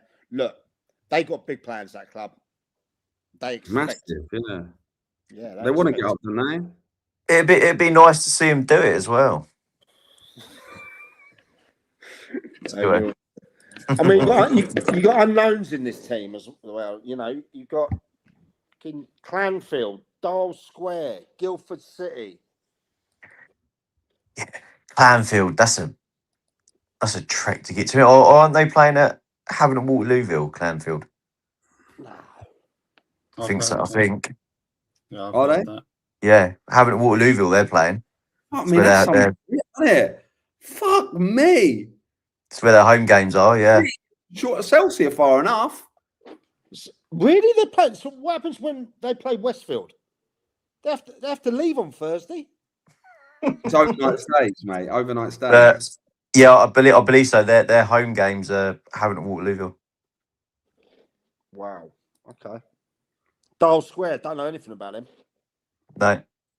I think Gloucester City. Is it Gloucester City? Is it Guildford City? Guildford City. Guildford City. And what I said, it was not a slight on the team about the bar. They'll be up there, mate. They will be up Massive there. athletics track around it. Yeah, Guildford will be up there though. They'll be up there, mate. The people were really nice there, really, really nice when I went a year and a half ago with Arundel. But yeah, there ain't Bar Milo is doing a bit. I know. Oh, they're gone. Sorry. Bar Milo doing a bit, and Infinity announcing a bit. East Preston obviously retained Zion McLeod, and that, you know. Well, we said retained. It says retained, but didn't he go to Awesome Wyoming in the season? Yeah, and then came back. So Hampton. So there you got New Boys Halsham in there. Any news on what's been happening to their finances over there, Bill? No, they're 3 cheap pitches down, I think, ready to rock and roll. So I think they'll do all right this year. Yeah, they'll do. Westfield will be all right. I'm intrigued with Westfield. I think a mid-table season would be great for them. I think. Yeah, great for them. I think those Stately boys, love them. I think the one that everyone's they've got a player called Rooney, right? Rooney Roo, I think his name is, right? Yeah. Great player. He is good enough to play. He should be, but I think the lad. No. I think he can now, right? He can. But I also think he's been a bit of a Westfield secret. Now look, he's close to the state police, like very, very close, right? And they've looked after him well. Yeah. But then I think it's in everyone in the lad needs to move. I think the lad needs the opportunity to go higher. That's what I think, and I think he'll show that very quickly at step 6. And he gets goals, doesn't he? Or just to open people's eyes that won't know about him, and I think. But they will now. Yeah, I guess. But look, I think. Sorry, Jack. Yeah, no, look, and by the way, they should be proud if he moves on. They shouldn't be like, they shouldn't be holding on to him. They should be trying to get him to move on, because that's what you do with young players that should be playing higher. You try and move them on. You don't hold on to them to their detriment for your benefit. You move players on. Yeah, but I think what you said is Jack and Harry over there and the clubbers in general have been really, really, really good to him, and he's been loyal. So, do you know what I mean? Yeah, let's see what he does this year. Yeah, yeah, and step you know higher. what?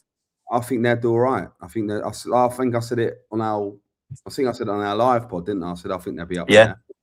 The Mile Oak one, I don't know who else they've signed. Like, Robert Tall's a great name, but you can't. One player ain't going to win you the league. I'm sorry. Like, they're going to have to go and sign others. Saltdean have been quiet, as we know. Shoreham are quiet. Infinity are busy. That whole division's been quiet though for naming signings or anything like that. Well, I just had Ian Matthews, Loxwood, message me. Oh shit, Loxwood! I forgot about them. I'm sponsoring their first game, aren't I? Oh yeah, you are. Yeah, I said I would. Oh yeah, last year you said you would, didn't you? Yeah. Yeah, and I've sponsored their tournament. Clanfield have announced loads. A team that we don't know. I don't know anything about. It was a bit of a strange one. Them coming out of the blue into the league, wasn't it? Yeah. They're going to be one of those unknowns, isn't they? Yeah. In that, which I like. I like that. And that's always the dangerous ones as well. Yeah, look what happened to AFC Wall Countyans last year, right? Oh, are they all counties still moved on? No, they're still in it, mate. They're still in it. They'll be up there. They played Arundel first game of the season last year, battered them 5-0 at home. Do you know what? Arundel as well. What's happening there? Spoke to Jimbo. Good guy, Jimbo. Yeah. He's one of my mates' boys has gone back to play for him. In there, let's be realistic. They have some restraints. Okay, Yeah. In there, wonderful club I have close to my heart. Joss and Jimbo do a great job there. Great guys, both great guys. Yeah, really good guys. Dan, chairman, really nice guy. One of the best burgers in town, by the way. But also, I've only ever been in the daytime. You haven't had a Breeden's burger? Never been to a game there. I've only ever had a look at. Mate, it's one of the most beautiful grounds for people that don't know about Arundel. I'm it's not, one of the I most have watched the game there. I watched the 23s when I went and had a meeting. But I think I'll go and watch a game next year. I'll try and go and watch a game. Well, I'll come with you, mate. Yeah. I'll say it's beautiful, right in the grounds of Arundel Castle. I love looking at that. The castle. Trust me, that. But that's part of the problem, mate. That got me twitching, mate. Twitching. It got me twitching. I ain't gonna lie. Like Mike said. I bet you saw yourself at Arundel going, I could be walking around with the Duke of I just Norfolk. thought PR, king of the castle. Yeah, I actually did the tour, and it's fucking boring, mate. To be fair, Is it? And it's all old fashioned. I've got a real affinity with that side of Sussex, just because I lived in Worthing, played for the Mighty Aimerine, as we know. It's so weird, isn't it? You live in my hometown, my manor, played the same team. Played the same club. Yeah. We didn't know. No, mad. But yeah, so I've got a bit of affinity to that area as such. So I like them to do well. Dorking Wanderers had a chat with Charlie at the SCFL Awards. Yeah, we had a good chat then, didn't we? It'll be a lot stronger this year because they're year twos. Yeah. So keep an eye on them. He's a really cool guy as well. He's one guy that I like to get on a show. He don't fuck around, that lad. He's proper. So shout out Charlie there. Brooke, Lockswood going about their business. I know it's just mentioned Ian Matthews. He's quite happy with what he's getting in so far, and he's got some more business to do. He's had trials going on. Right, who gets relegated? Come then, like we're talking about. Ringmer. Who's going to get relegated from that league? Let's just be Ringmer. Going to be tough, I think. Going to be tough, but hey, good luck to the lads. By the way, Ringmer players don't have to pay to sign on now. What? Oh, I think they see the light and be like, yeah, we've been a bit silly here, boys. So we ain't going to sign anyone. Hang on a minute. Is that gospel? It's gospel, mate. Yeah. Could they change? So Tommy and Art left because one of the factors. One of the factors, yeah. And now that's all changed, is it? Yeah. Players don't have to pay to sign on. What? I know. And said he doesn't have to pay. Well, congrats to Rimmer. I think you've made a good decision there. I really do. I think they start sponsorship in, but they don't. It doesn't come from the players directly anymore. Okay. Yeah. And do you know what? I hope they can attract players. It's a nice club. Beautiful club, mate. Beautiful bar. Probably one of the best bars in the league, to be fair. Overlooking that. Wonderful surface. They survived relegation. They were close to relegate. As we pointed out in the thing, they were over the last 15 games the second worst team in the league, just above Copthorne. So they survived it, and now it's going to be hard to survive again, isn't it? Do you throwing this out, and it is a wild thing. But so they obviously Tommy was there, and they were like, right, next season players are going to have to pay to sign on, and then Tommy's like, I'm not one of the factors. I'm not standing for that. They shouldn't have to pay to play on. And all of a sudden, Tommy's gone, and they're now like, yeah, you ain't got to pay to sign on now. Yeah, he ain't bothered that. He's got his Axfield gig. Was it a way to bring someone new in within the club? I mean, I don't reckon. No. Bit strange though, isn't it? That all of a sudden they're like, you ain't got to pay now. I don't reckon. But look, I could be well wrong. But would you really do that? Clubs have done a lot of shady stuff in the past, haven't they? Yeah, you do. I've had it, mate. Trust me, I've had it where players, a chairman will go, yeah, budget next year's half what we had this year, but I still want you to get in the playoffs. They go, well, fuck, I can't do that. Off. See you later, bang. New manager in, different budget. What budget? Yeah. I've seen it, mate. Like, we can't speculate too much because we don't fully know. Yeah. No. But sometimes there are personality clashes, and sometimes it gets a little bit on top. And sometimes it don't. That's like we've had it like I say, and I'll be completely honest. We had it at Hastings, and one of the reasons I kind of was close to the door anyway. But one of the reasons why I left that first time was the manager the week before had that scenario. I've documented this a lot on. I think I did it with you on the Dugout Diaries, or maybe the first SNF thing I did. But when I was going, I had full control. And then in the last 6 months, because we weren't getting the movement of the ground, things were getting done, which weren't really like cut the budget. So I'll sit down with the manager and go, right, let's get £500 off the budget, whatever. We win on Saturday. The owner would then call directly rather than like he never used to do this, then started calling directly to the manager and go, if you want another £500 player to get us in the playoffs, go and get it. And he'd be like, well, Billy just cut my budget. So like it was tension, right? Because it was getting done in a weird way. And then, yeah, effectively the manager was told that he wouldn't have hardly any budget but he still needed to get in the playoffs. And then he was out the door. Then I was like, oh, fuck, my manager's gone. We're fucked a little bit. So, yeah, it went great. Yeah, so it does it wouldn't be for me. But you know. I don't think there was any problems at Ringwood, was there? I think like it was quite harmonious. Was it harmonious or was it not? Like I don't know. Like I thought it was. I don't think there was bad blood. No, at all. I just think then weirdly, when they done their announcements of like Player of the Year and like done Ringwood didn't like in the main one. They didn't put any pictures of Tommy. Someone said that to me when they said it to me. Well, he's on a plane. He's on a plane back from Ibiza at the moment, I think. Oi. No, I saw his thing. He had a quiet one over there. But hey, I'm sure he will address it in his brilliant TikTok, Mind of the Gaffer. Okay, now let's move on to the big leagues. But before we do that, we have got Dugout AI have got something coming out, which is called Dugout News. Okay, this is going to be a weekly publication, emailed straight to you on a Monday morning,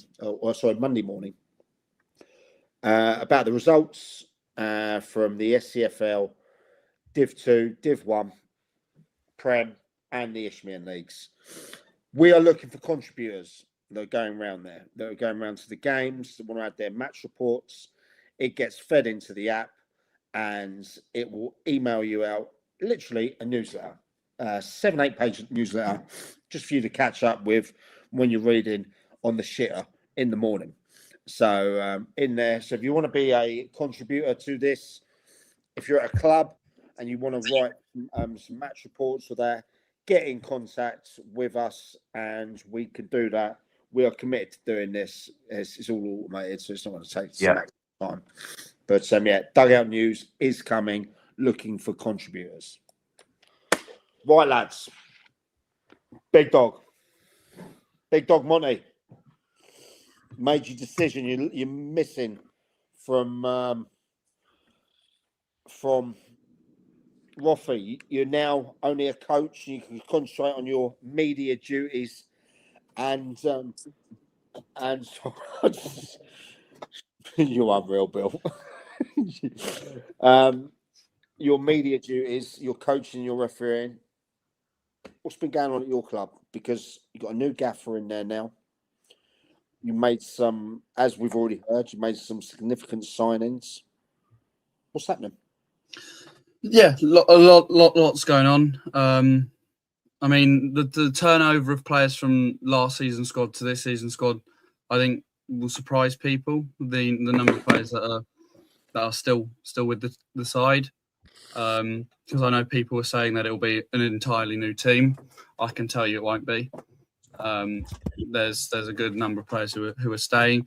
You've seen a couple of the additions: Jordan Mace, Evan, and Charlie Gibson, and some of the other players who I've seen are top players. I mean, Naz is very methodical with the way he goes about it. He's not looking for the big name players. He doesn't want to go for not like Mace. The big game players, not like Mace.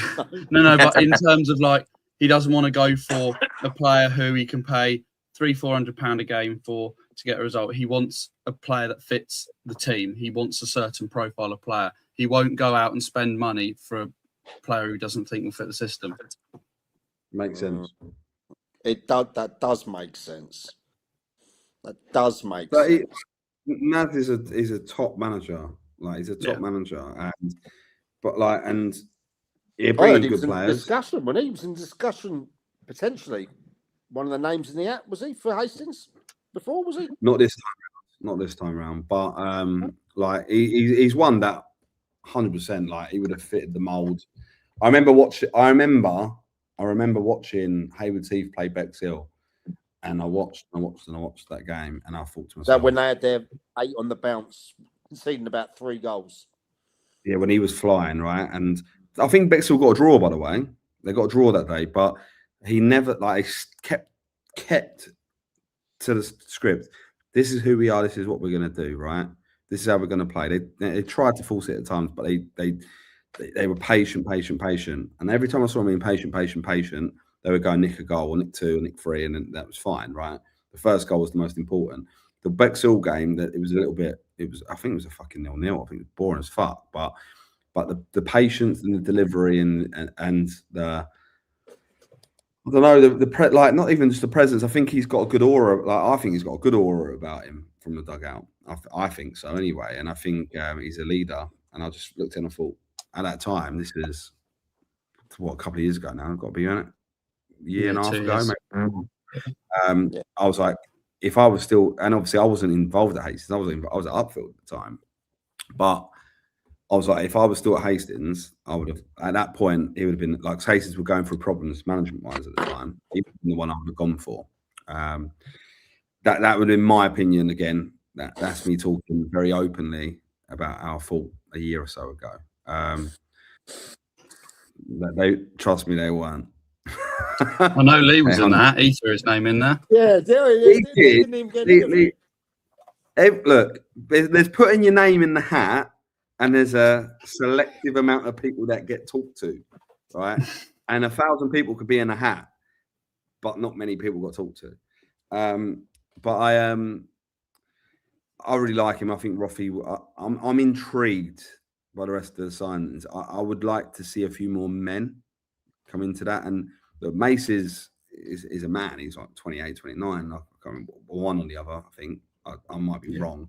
It's when I get told he's 26, and I'm an idiot. I ain't got a clue. No, I think he's about 28. You know, I'll quickly check his contract. I'll be able to get his date of birth up. But I think like for me, there's a couple more like established men in and around it. I think will be great to see, and I think knowing where you're playing next year, I think I've tipped Roffey to do well already, haven't I? So I'm just hoping the signings back up my let's just say my prediction, shall I say? Which weren't wrong this year. So I predict. No, Bill's predictions weren't wrong.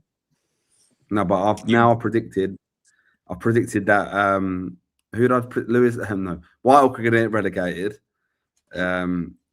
Lewis might. That ain't happening, by the way. That ain't happening. Do you want to wager? I've already lost a couple of bets to you already. Yeah, I know. let's carry on. And that's again not down to just Jay. I just think the club's a hard one to manage. I think, but yeah, Roffey will be definitely. I think Roffey will be one that will be up there, and but I think if you look, let's really dive in. Like, I know we're going to lose you in 15 minutes, Lee, but let's really dive into this combination, because I think there's potentially 10 really, really, really strong teams.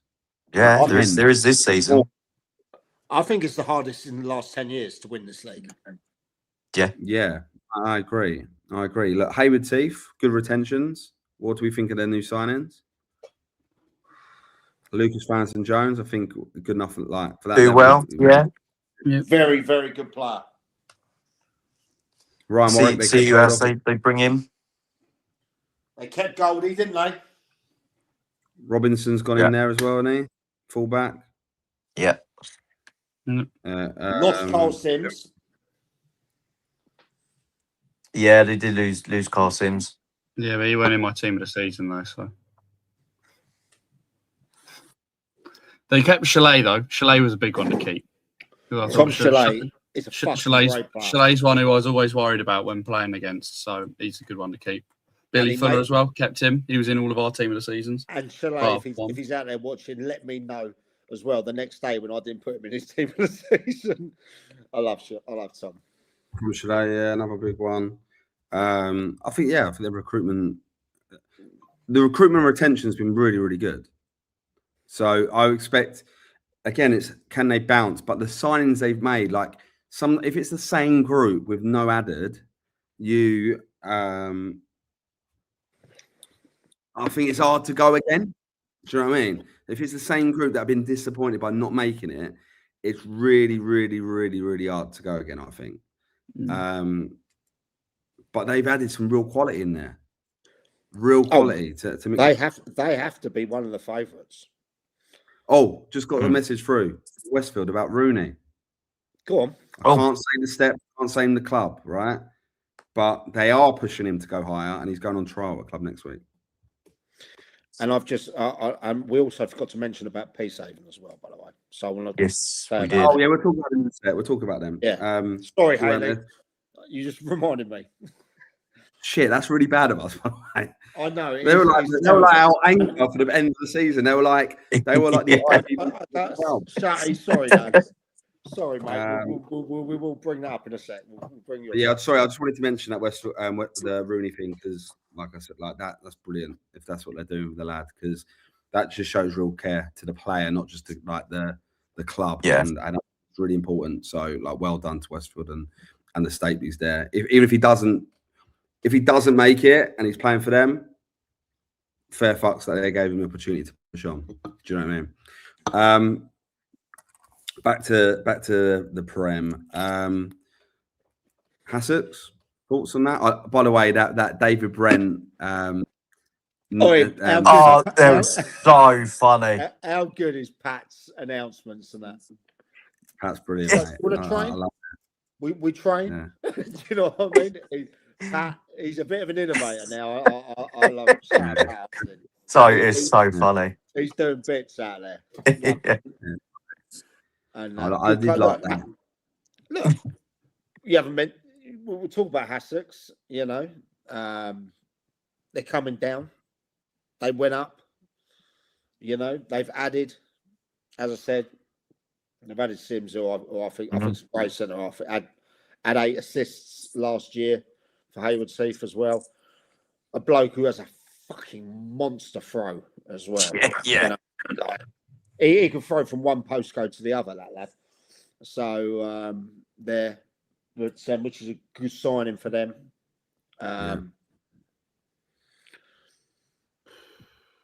We haven't mentioned East Grinstead. Well, I've got. Well, the money is. I went and had a nice, lovely little lunch with Andy at East Grinstead with Dave Connor at Crawley Down Gatwick in there, and we consumed a few beers that afternoon in the heat. Yeah, I got a phone call. Yeah, in the Uber. Yeah, I had to get a fucking Uber back from Copthorne. Worth it, because I don't think I would have made it to the station, to be fair. But East Grinstead are doing bits, mate. Look, Andy knows that he's done his recruitment there. You say money bags, Aaron. Look, it's a club that's come down from there. It's a club that had a really torrid time last year, a really torrid time, and they've drawn a line under it. They have. Speaking to Andy, and he said that he wanted to do. You would not believe what my wife has just done. What's the one line? Don't worry. They're drawing a line under it. They're going on a little tour to Gibraltar as well, a little pre-season tour. At step 5. Cool. I nearly tried to blame myself a little trip on that one. But look, they wanted to draw a line under it and say, we're starting fresh. Yeah. I think what the club did by sticking by him was great. What? What? Yeah. What? Yeah. What? You're telling me? Listen. Hold on. I actually came to the game. I came to the game at Hastings, which you Gladly put on with wonderful hospitality, Bill. That was when you were in the ticket office that day, wasn't it? You I were was parking director. Yeah, and I spoke to their committee afterwards. We and they asked said, next year, and they said, "Oh, we're gonna we're excited. We're gonna do this the right way, yeah." But let's get right. Let's get this absolutely right. Get this right. Let's not pretend. He is paying the budget. Correct. That's not true. That's not true. He's not paying the budget. The manager is not paying. The club paying the budget, mate. Bollocks. East Grinstead cannot afford that money, mate. That's scandalous lies.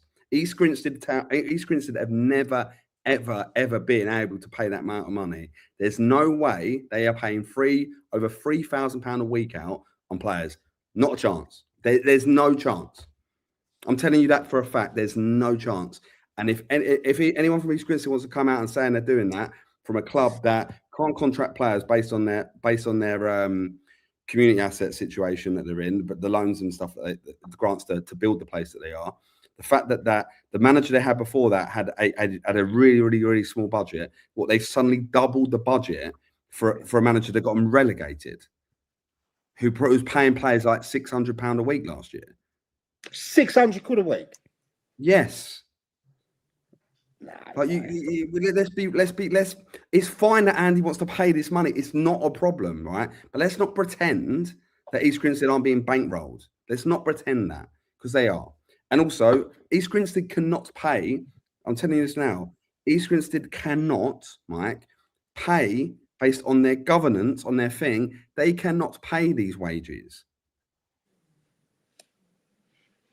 They have a set, like, it's a fact that X amount per year can be spent on players. Yeah, so it has to be expensive. Is this the HMRC thing you were talking about? Yeah.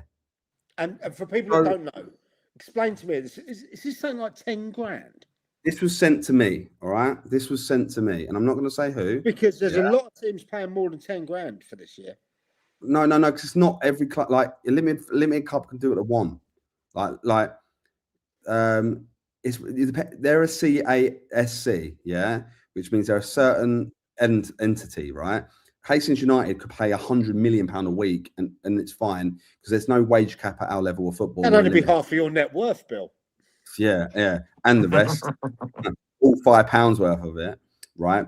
So HMRC only permits that sort of thing to pay players the maximum cap of £10,000 per year in total for the entire club. This includes cash payments or match fees, non-cash benefits like free kit, gym, memberships or housing. Yeah. Crucially, this includes payments made by third parties on behalf of the club as well. How do clubs get around that legally? You say that a player lives in Manchester and you train 5 times a week. Do you know what I mean? So, but Mike, that's not every club is that sort of business, right, or whatever. So you just have to be so careful how things are done, right? And this is the problem about. We have to be careful because it's probably about 2,000 people watching this right now, right? And sometimes some of the stuff that we say here is gospel. And anyone from East Grinstead is welcome to always come on this podcast and put us right if we're wrong. Always welcome. Right? It's just our opinions at the end of the day. And we're happy to be wrong. But you can't tell me East Grinstead, right? So Forest Row are doing well and they're spending good money. They've got a good team. Then East Grinstead need a new management team. They move over, and suddenly all those players are moving over. Louis Fierpanos, whatever his name is, he's now gone over, and he picks up £500-600 wherever he goes. You got other players being offered ridiculous money to go there. It's got like Gasco Rogers. Yeah, you got loads of players start going now on big money. Loads of players, right? Shay Leahy. And then this year, like someone put on here just now, they're back. The centre half pairings like nearly £1,000. Right now, that might be bullshit. By the way, might be absolute. I think bullshit. It is. Right. Okay. Right. Well, I'm telling you this. Charlie Harris. Yeah. Right. So they're signing some big players, and again, it's fine to say that it's fine that they're doing this, but let's not pretend that East Grinstead Town Football Club, could not do this the level above. So why can they do it the level below? Yeah.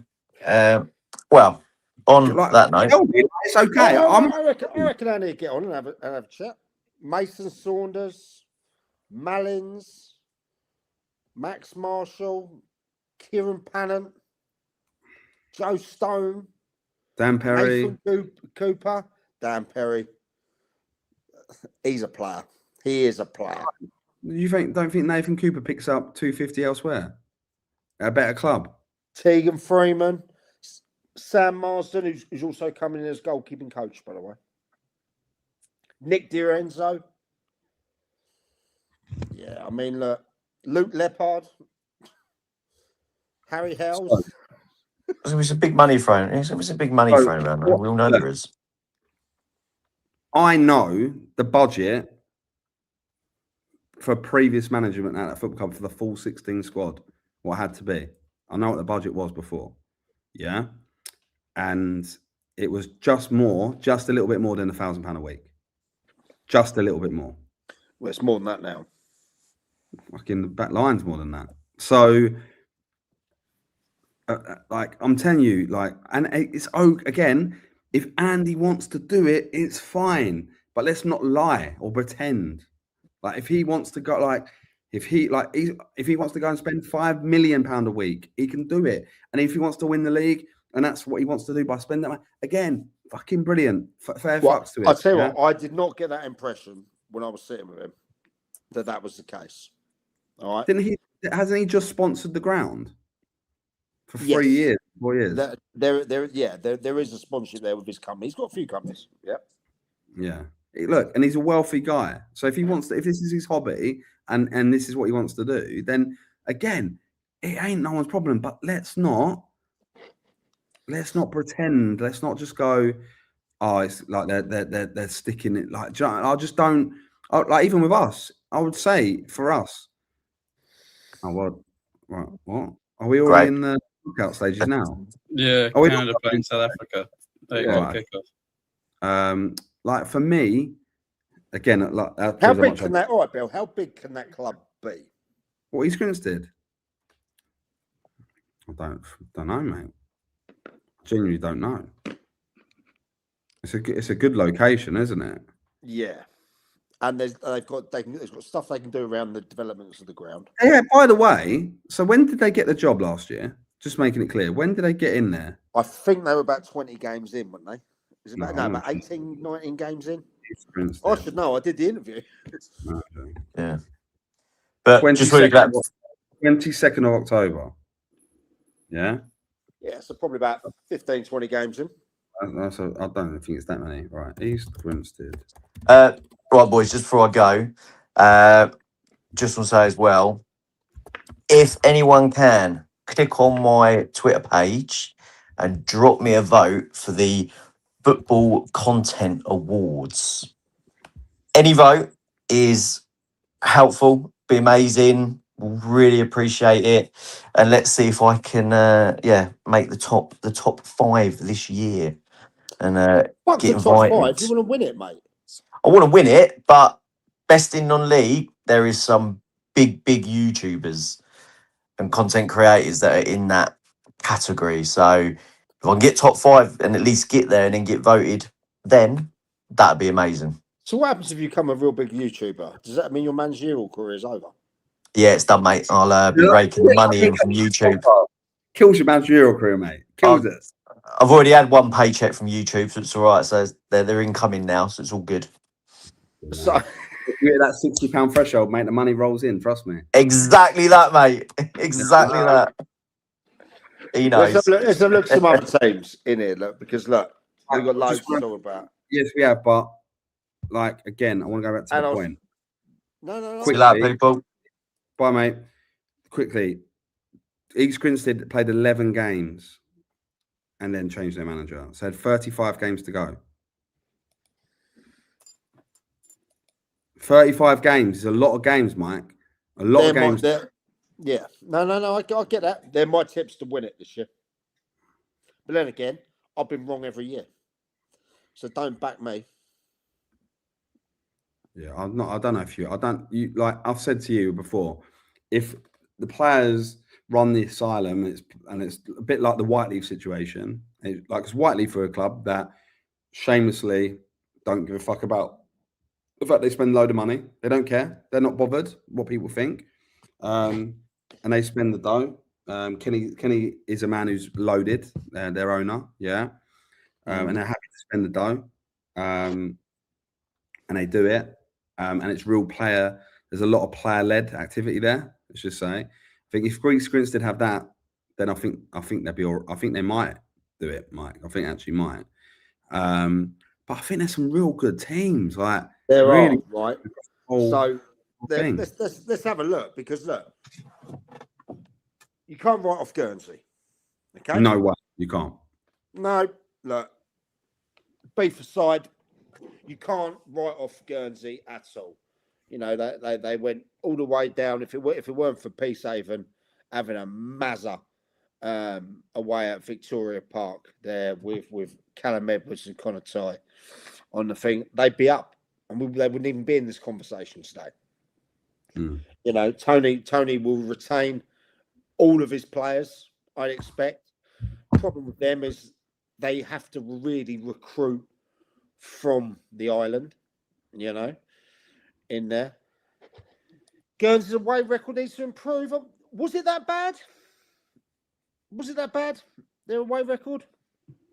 It was the thing that kind of stopped them like being a title contender. Yeah. But I think they make the playoffs again. I think going to Guernsey is such a hard thing to do that I think if they can pick up, like what? How many points did they pick up at home last year, Monty? Do you know? Well, Guernsey, they only lost twice, so they got 17 times 3, which my math is not very good. 51. 51 points 51 points at home, right? 51 points out of what? 57 points. At home. 3 of them were lost to Horsham YM because I was there. Yeah, and the other 3 were Pagham.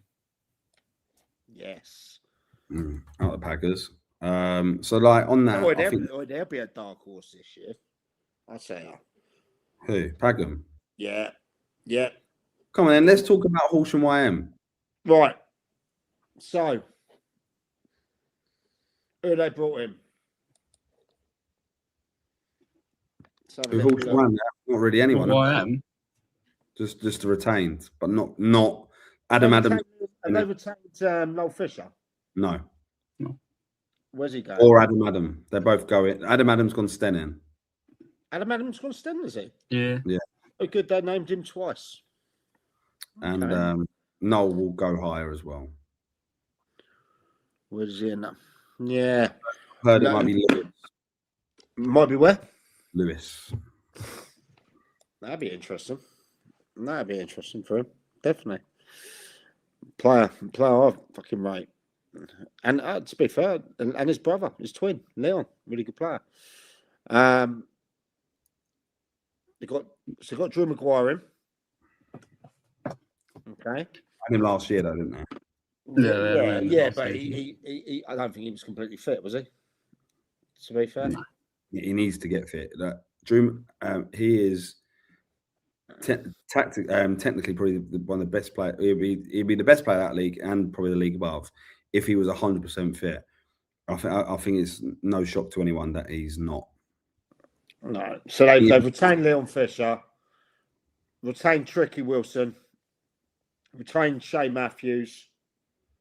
Gids stays. That's big for them. Gids is quality.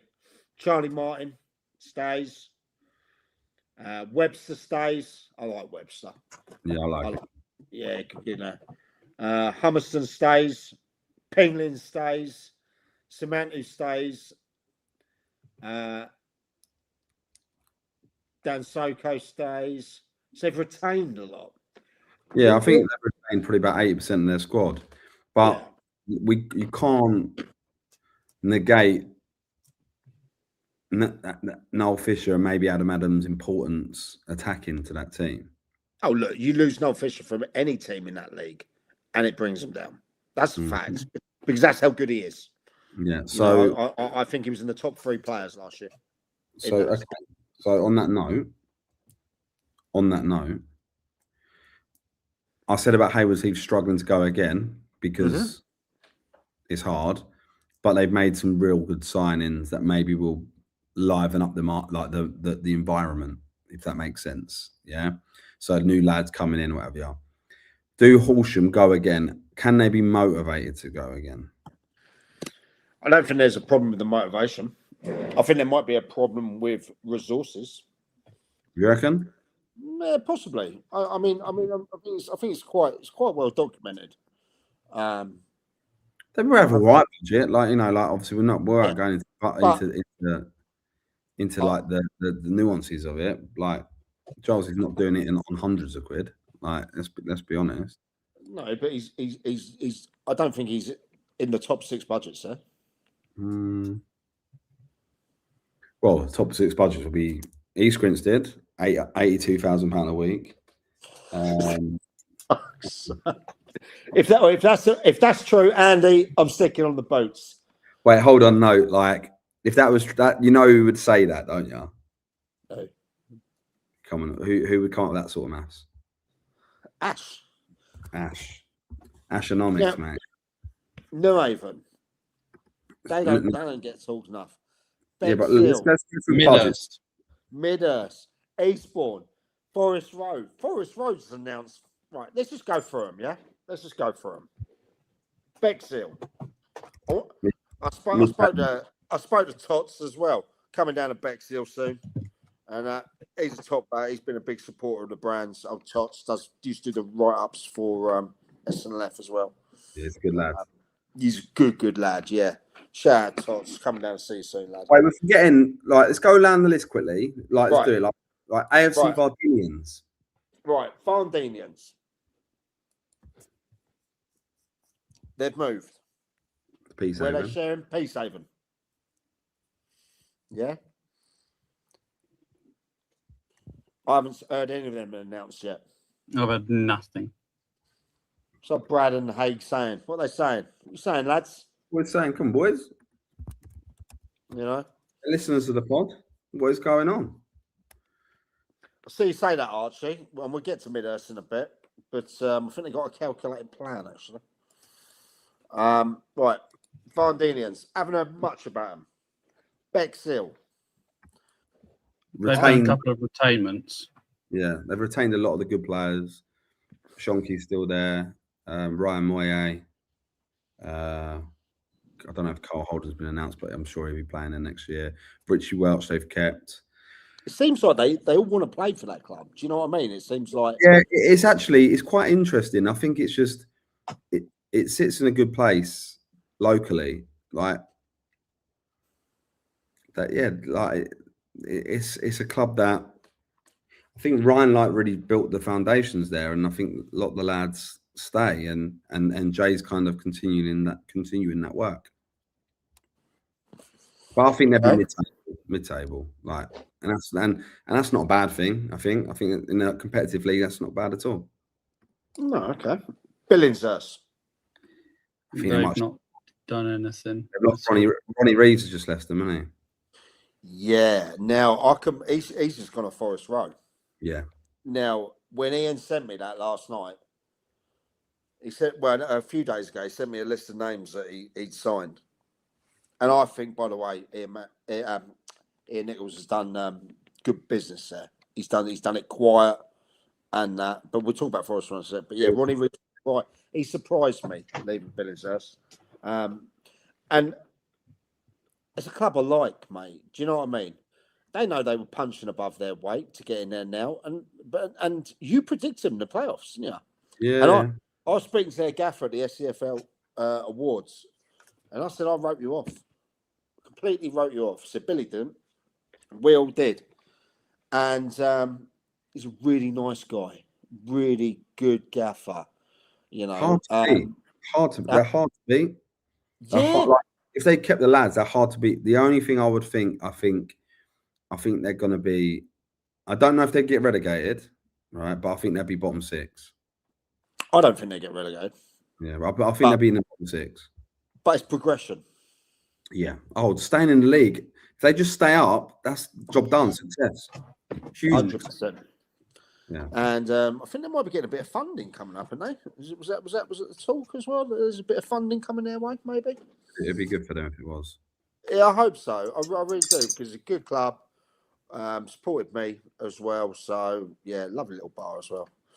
Right, Crawley down Gatwick. I'll be honest. I haven't got a clue. Right now, Dave. I suppose Dave. Yeah.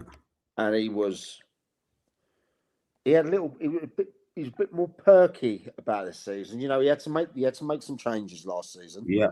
You know, he made the right change, in my opinion, to keep him up in there.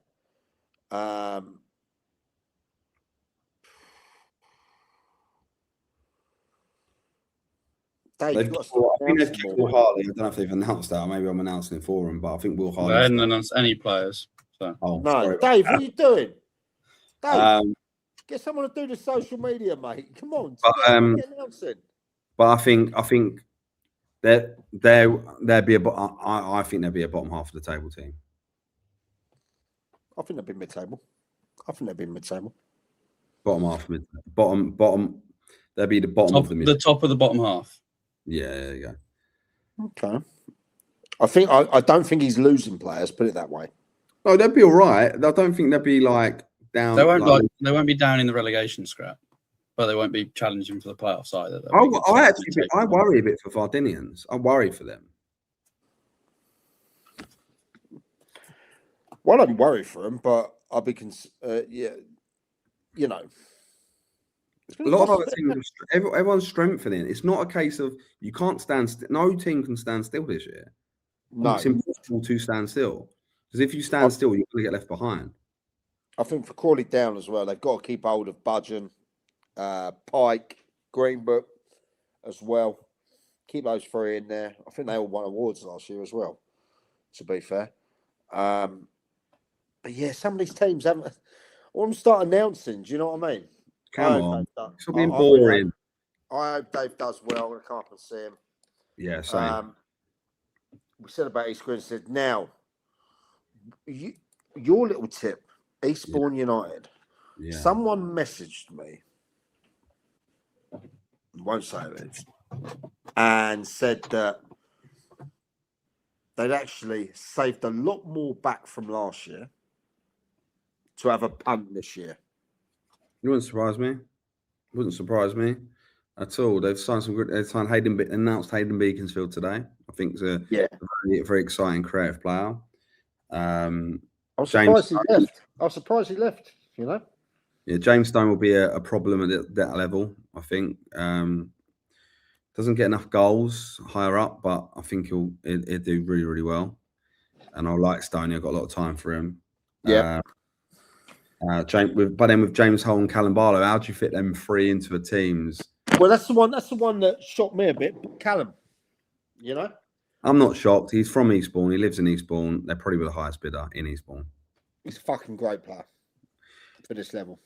For that level, yeah. Like he's got to go but he's got to go and do it again. He's not done it for a few years now. He's got to score goals. He's a striker.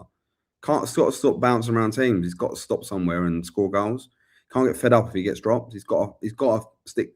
Let's just say he starts the season, Stoney and Hully are playing, and he's not. He's got to stick it out. He needs to stick out and get consistently scoring goals again. Yeah, I mean, he scored 8 goals in 24 games for Hovis Heath last season. It's not enough. So he needs to get back to that because he can do it. He can do it. Oh, you compare that to Chalet, who scored 17 in 23. Yeah. I think he will. I think it's start. And I didn't know he lived there, as you said. Yeah. So that's an extra incentive for him. Tony's Eastbourne, James Hull's Hastings base. They're all localish lads. That they've sort of slipped under the radar again. The thing is, you know, each season they seem to be have the squad to challenge, but start poorly. Yeah, do you know what I mean? Yeah, they've got to start and then well. come stronger in the league, stronger as it goes on. If they can start well, I think they'd be the Horsham YM of this season. yeah, Yeah. All right. Forest Row. Now, they've been announcing bits over the last few days, and I like the way they've announced it as well. Cool. If that's true, that's yeah. Go on. Say it. No, I'll send it. Put it into the group chat. Go on. A team in that league has apparently gone in for Tom Chalet as well at quite a decent price, if true. And he said no, which was interesting. But Ian, good guy, you know. Ronnie Reeves surprised me. He really did surprise me. Cam Lawson's one that I think is a great signing. I think with me, like with it, it's retaining these players, isn't it? If it goes well, that's going to be the hard thing, right? But look, I get on really well with Ian. I had a lot of chats with him before pre-season. I gave me an idea of where he's going with things. I liked it a lot. I think Bertie Baker. Yeah, I think. But Ian's a realist as well. He's not signing. He's thinking he's going to go and win the playoffs. He's not silly, right? I told him, Bill. I said, I think you've gone about your business quite under the radar, mate. Do you know what I mean?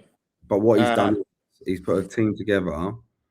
Joe Ass is obviously returning from an ACL. Like, I don't know when I don't know if he'd be firing in August, but he'd be around soon enough. Tom Bowles, New Haven. Which Boulder, I think, is a great sign for him. Again, I kind of knew that one. But I think, I know, I just look at it and go. Dean Piranha from Orley. I don't know with them.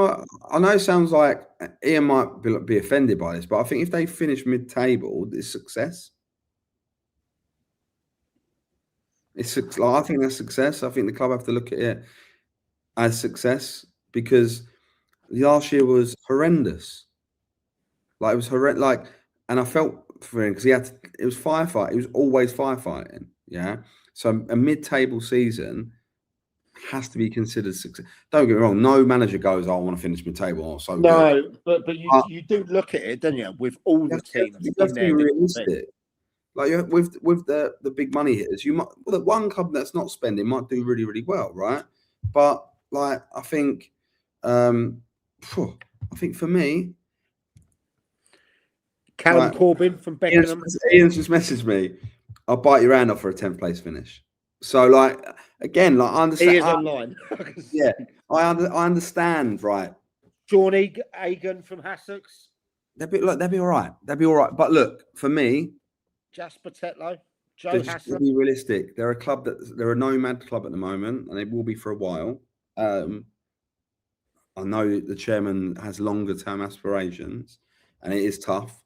Based in the village is small, right? There's probably not a lot of space you can do stuff, even though it is full of forestry everywhere. But just survival for me, again, is success. And I base that on last year a little bit. And that's not me downplaying Ian, by the way, because I rate him highly. But I think you have to look at the race. You have to look at all these teams. Like, we've got to go through. So like Guernsey, we've talked about. Yeah, we've got to go through it. And I want to mention Peacehaven at the end as well. Yeah, Guernsey, we talked about. Hassocks, we've talked about. Havers Heath, we talked about. Horsham YM, we've brushed on.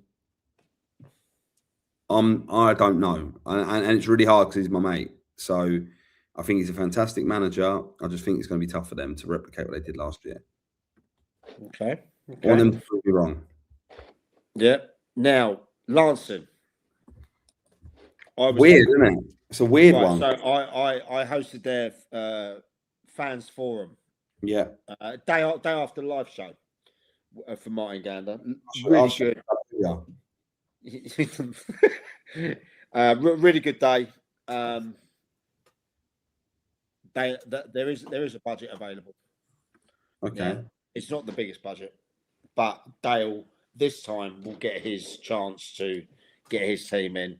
I think they're going to be announcing some players in the next few days. There hasn't been many. I'm actually going to see him on Tuesday. Tuesday, I think, maybe Tuesday. Yeah. Are people starting to play pre-season games from Saturday? Yes. Yeah. Okay.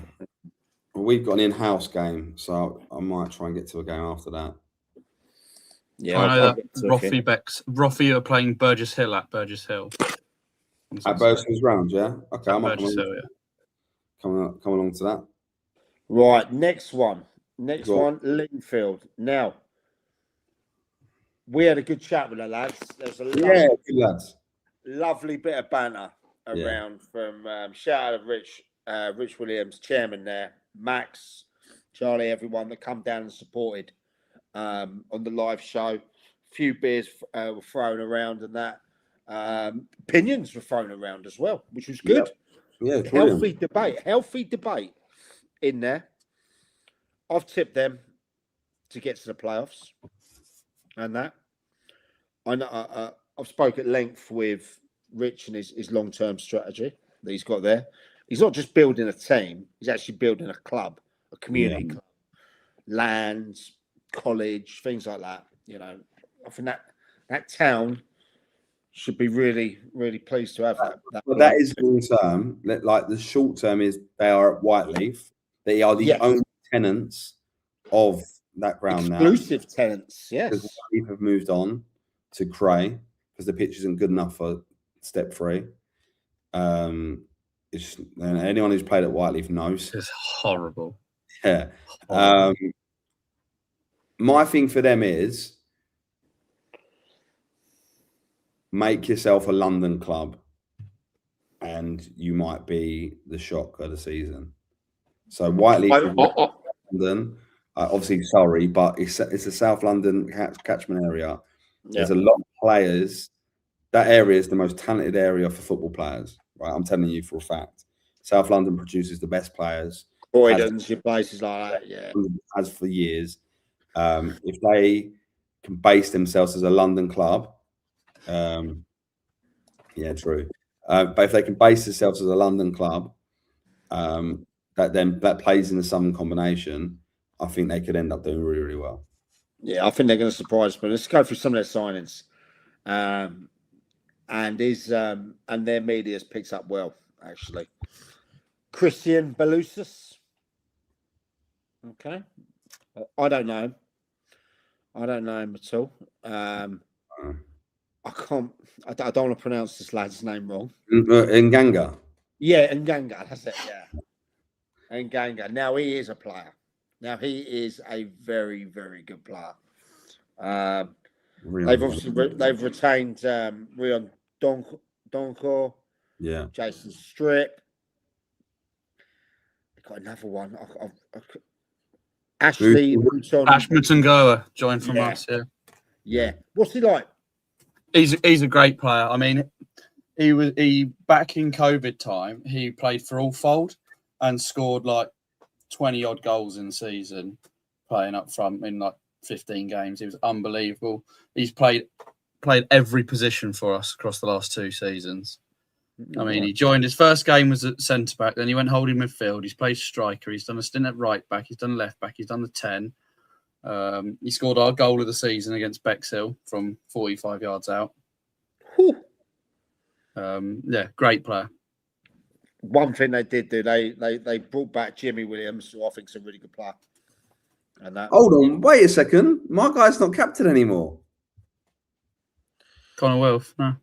No. Has he moved on? They haven't announced him, so. Right. Connor, give me a call. From what I hear, there was interest in other clubs. There was interest, and maybe he wanted to explore other options. Maybe, I rated him as well. Connor, give me a call, son. He kept Hodge as well. I've kept McDonald, and obviously, as he's gone new club captain Luke Richardson, and who is he's another player I really rate. I do think they will have a good season. I really do. I love the fact that they kept their documentary warts and all, and Rich said that won't change. Do you know what I mean?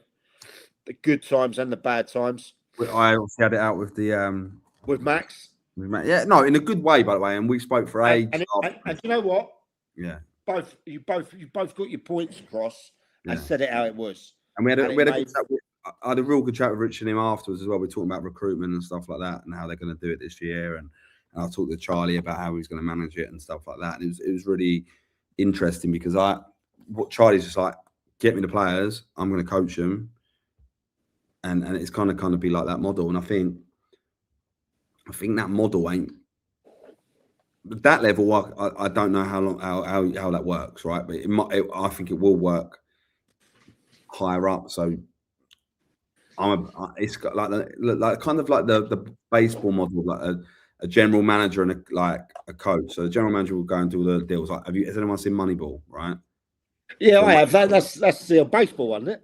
So like the GM does all the deals, yeah, but the coach picks the team, the batting order, the order on the pitch, whatever, yeah. So I wouldn't be surprised and I think football's kind of going in that way much higher up. If you look at it like Premier League and stuff, the managers don't recruit players. The managers get all the shit, but they're actually not the ones doing the deals, right? They might know or have an input, but a scouting network, a direct like head of football and this will go right. Here's a player or what have you, yeah. And that sometimes doesn't work for some people. It does work for other people. And there's always a debate whether it's right. But you should also get a manager in who fits the club and the recruitment of the club that fit, like, rather than, that manager's good, I'll have him. And then they don't fit the club because it's always going to end in disaster anyway. Or they'll recruit a load of players, get rid of a load of players that fit the club identity, bring their own players in that don't. And then you get to a situation where they don't work with that manager leaves, and those bunch of players that don't fit your culture are gone as well, and you're rebuilding from the start again. So I think there will be like what they're trying to do, and I'm going really long-winded about it, but what Lingfield are trying to do, I get that, like they want to have Lingfield players, like they want to.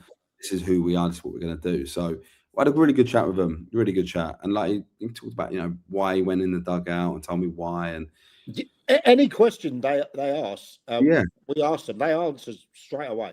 And I don't mind people not agreeing what people do or people not agreeing what I do. I don't mind that, but being able to have a healthy debate about why and understand it's because me going, I think that's shit, but then understanding why, I still might not agree, but then you understand the method between why they're doing it. And I understood their method. Again, I'm not too sure about it, but if the manager's comfortable and he's skin enough to have him in the dugout with him, that's fine. They seem tight, don't they? They do 100%. Seem tight. So like, and Charlie was like, look, I don't mind. Don't really bother me. Like, I believe in what I'm doing, and it is what it is. So, well, he's in the dugout. He could be standing next to the dugout. It's the same sort of pressure having someone like on your back. So, yeah, we'll see, but I'm sure it'll be fine. I think they will shock a few. Right, Little Common, Bill, you're the man down there, the Commoners.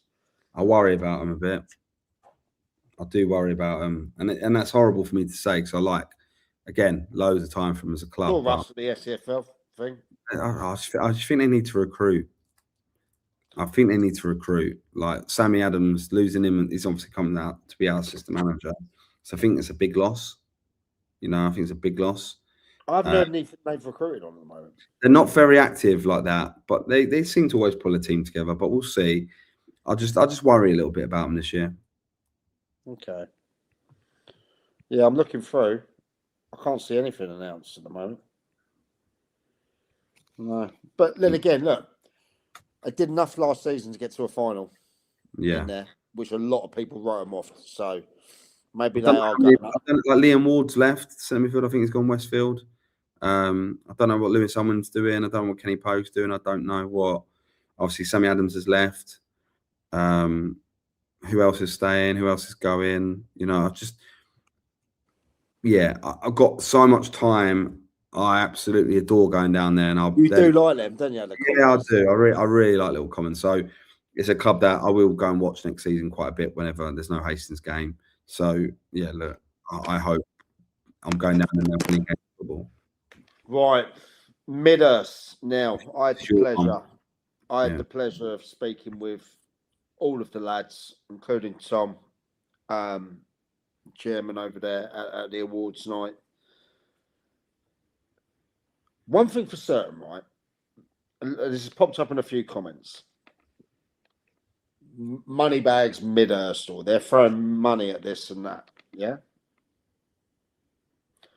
they might have an investment plan going, but I've spoken to them about some of the plans they've got regarding the club. Now, bearing in mind, when you walk down to that club, so walking out to Lords, you have to walk all the way down from the thing, yeah? They're having a lot of developments going. They've got a couple of things that I know about that they're putting on the grounds to generate some revenue as well.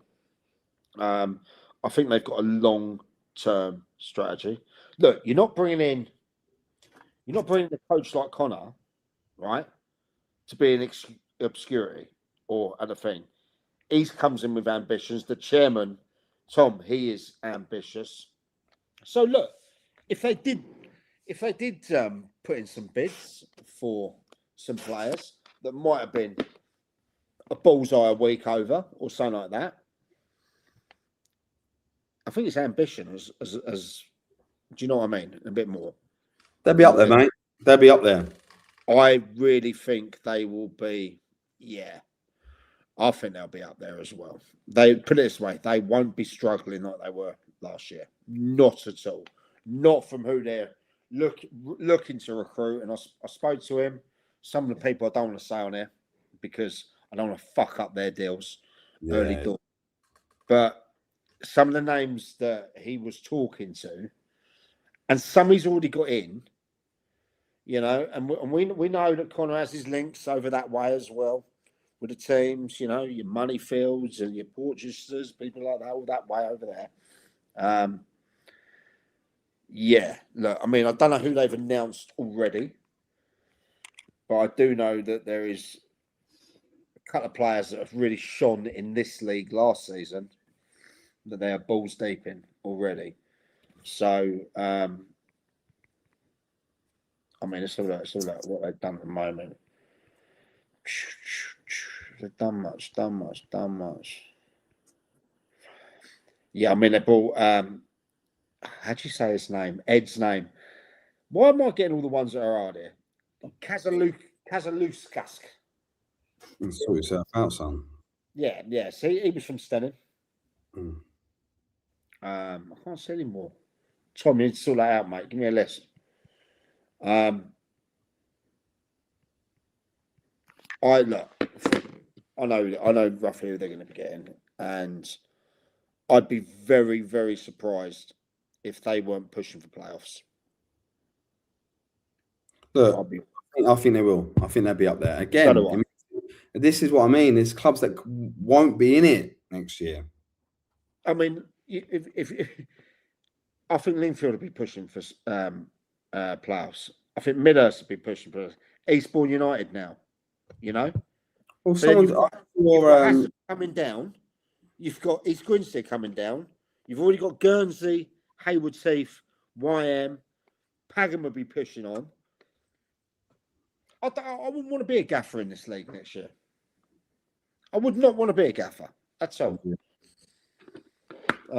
So yeah, Midhurst. Right, move on. New Haven.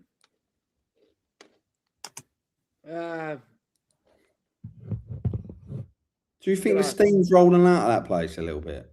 Not sure. Went to speak to Mike Baker. He said hello, and that was it. Walked off. Didn't see him. Didn't see him enough. Speak to him enough about. Oh, you've done about 400 interviews with him, mate. So yeah, I did actually. I've still got them in the vault.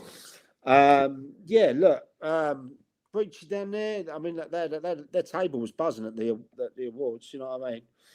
It's a big club, mate. It's a big club. It's a big club.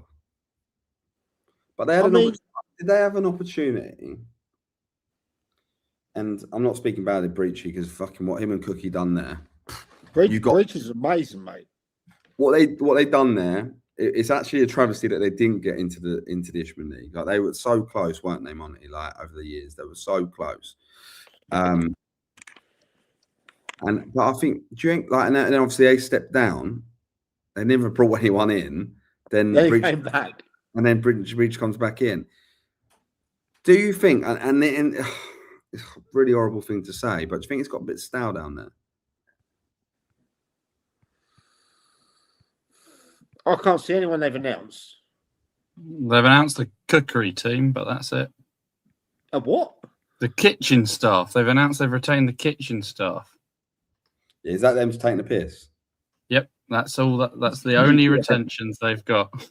That's great, banter. That is. I like that. It's a great ground. Like, Matt and Helen. Matt and Helen. But it's a decent 3G pitch.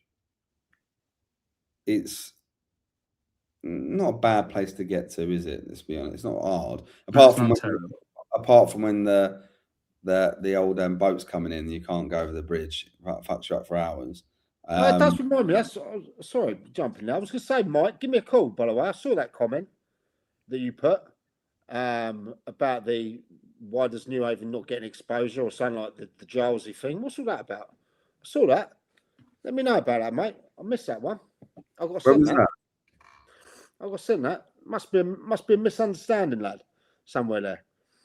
Well, New Haven don't get. Yeah, but New Haven don't make it easy for themselves.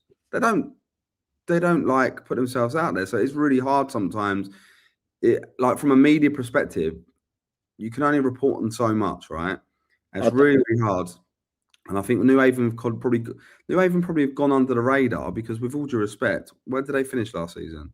They had a fantastic start last season. Yeah, okay. And then they finished 8th, yeah? Yeah. So let's have a look at some. Let's have a little butchers on saying. They finished 8th with 3 points more than they had in the 24-25 season. So. Okay. So, all right, okay. So, the last 10 games, won 5, lost 5. No? We'll see what the last 6 were saying. Last 6 games, won 3, lost 3. So they were just a topsy-turvy side, right? So I don't know. I think you look at the players, I think you expect them to be up there going, but they just haven't seemed to been up there going, have they?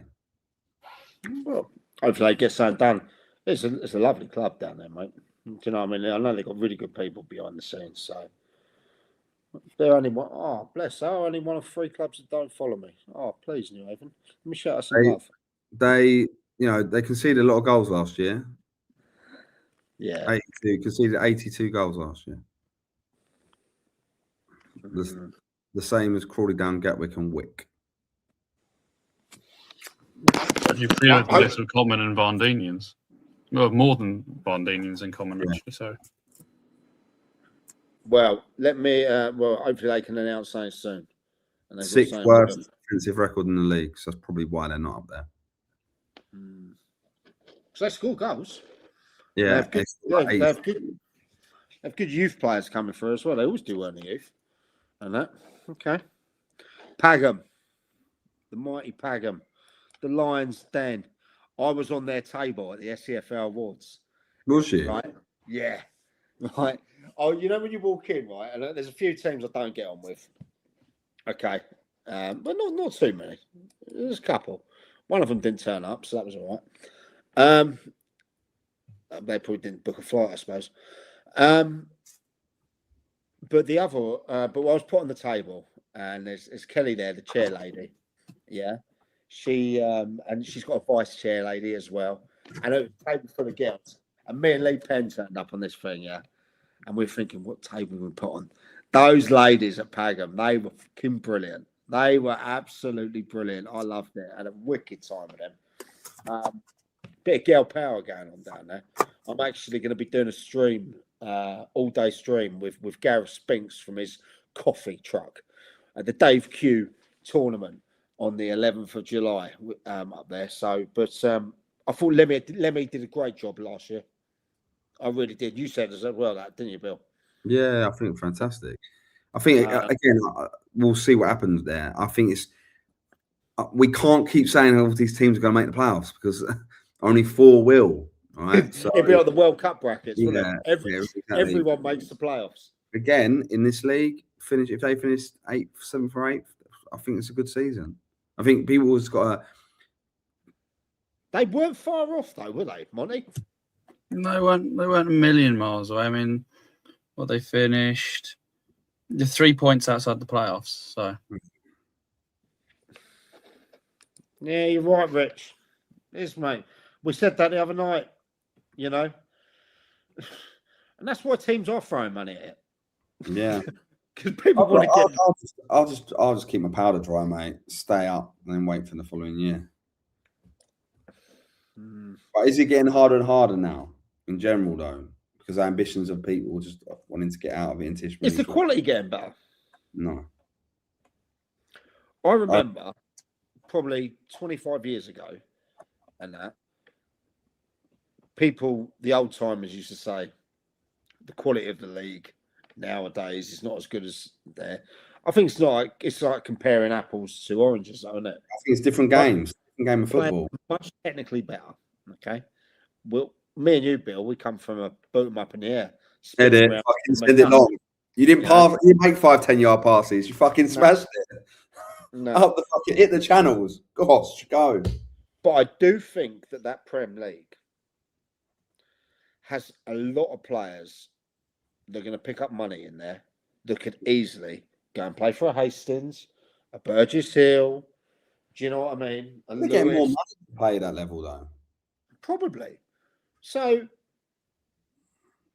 that's on the player, isn't it? We don't know their circumstances.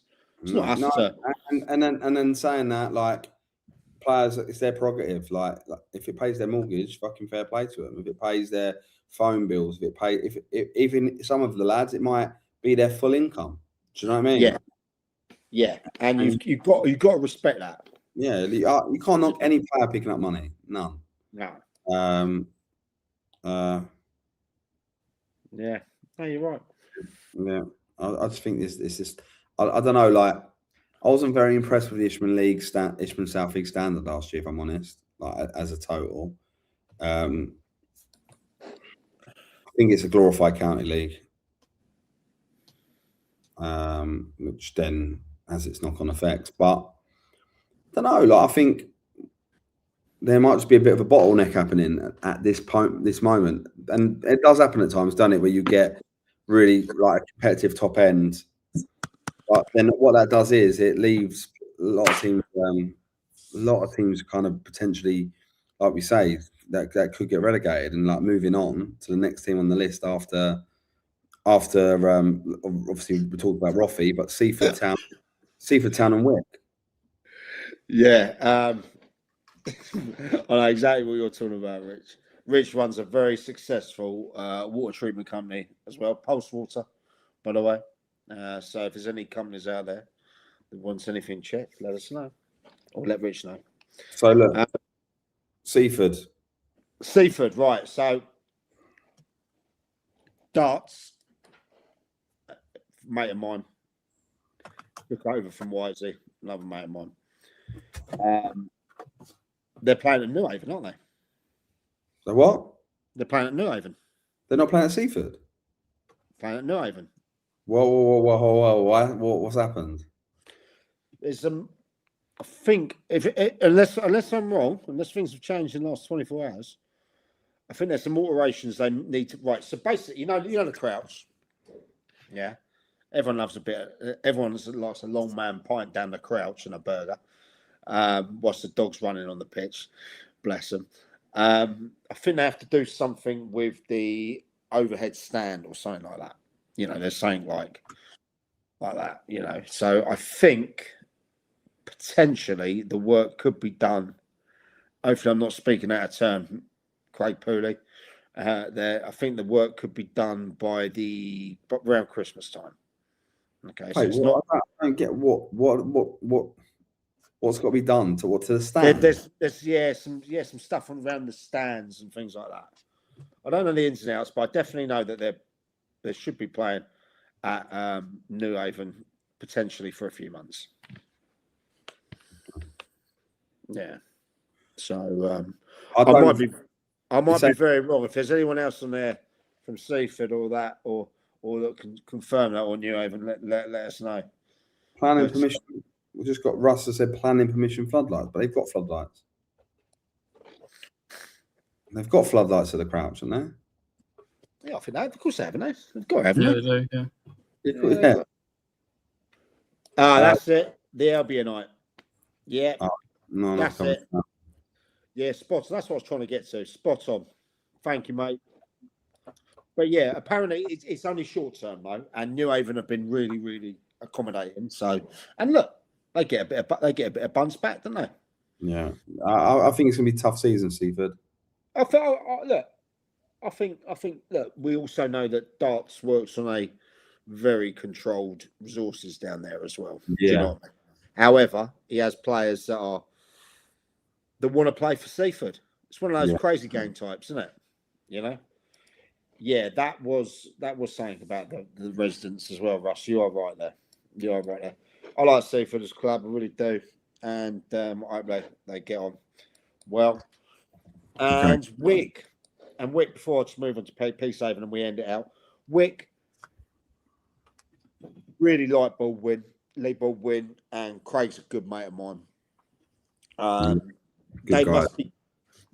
They must be gutted that they lost Charlie Robinson, who won supporters player, he won player of the year, players player, managers player, everything like that.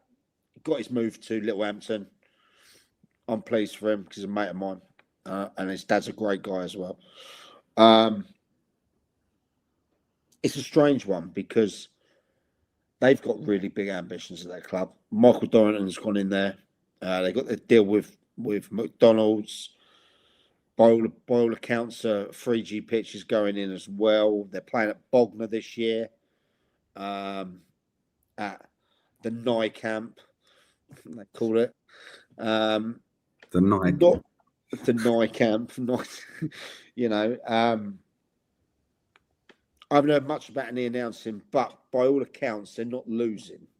Apart from Charlie, they're not really losing players. So, but the one concern I do have about Wick, is what did they get? 8 red cards, 10 red cards last year, something like that. They're known for being gritty on that pitch, fighting for every point. You know, proper team, proper.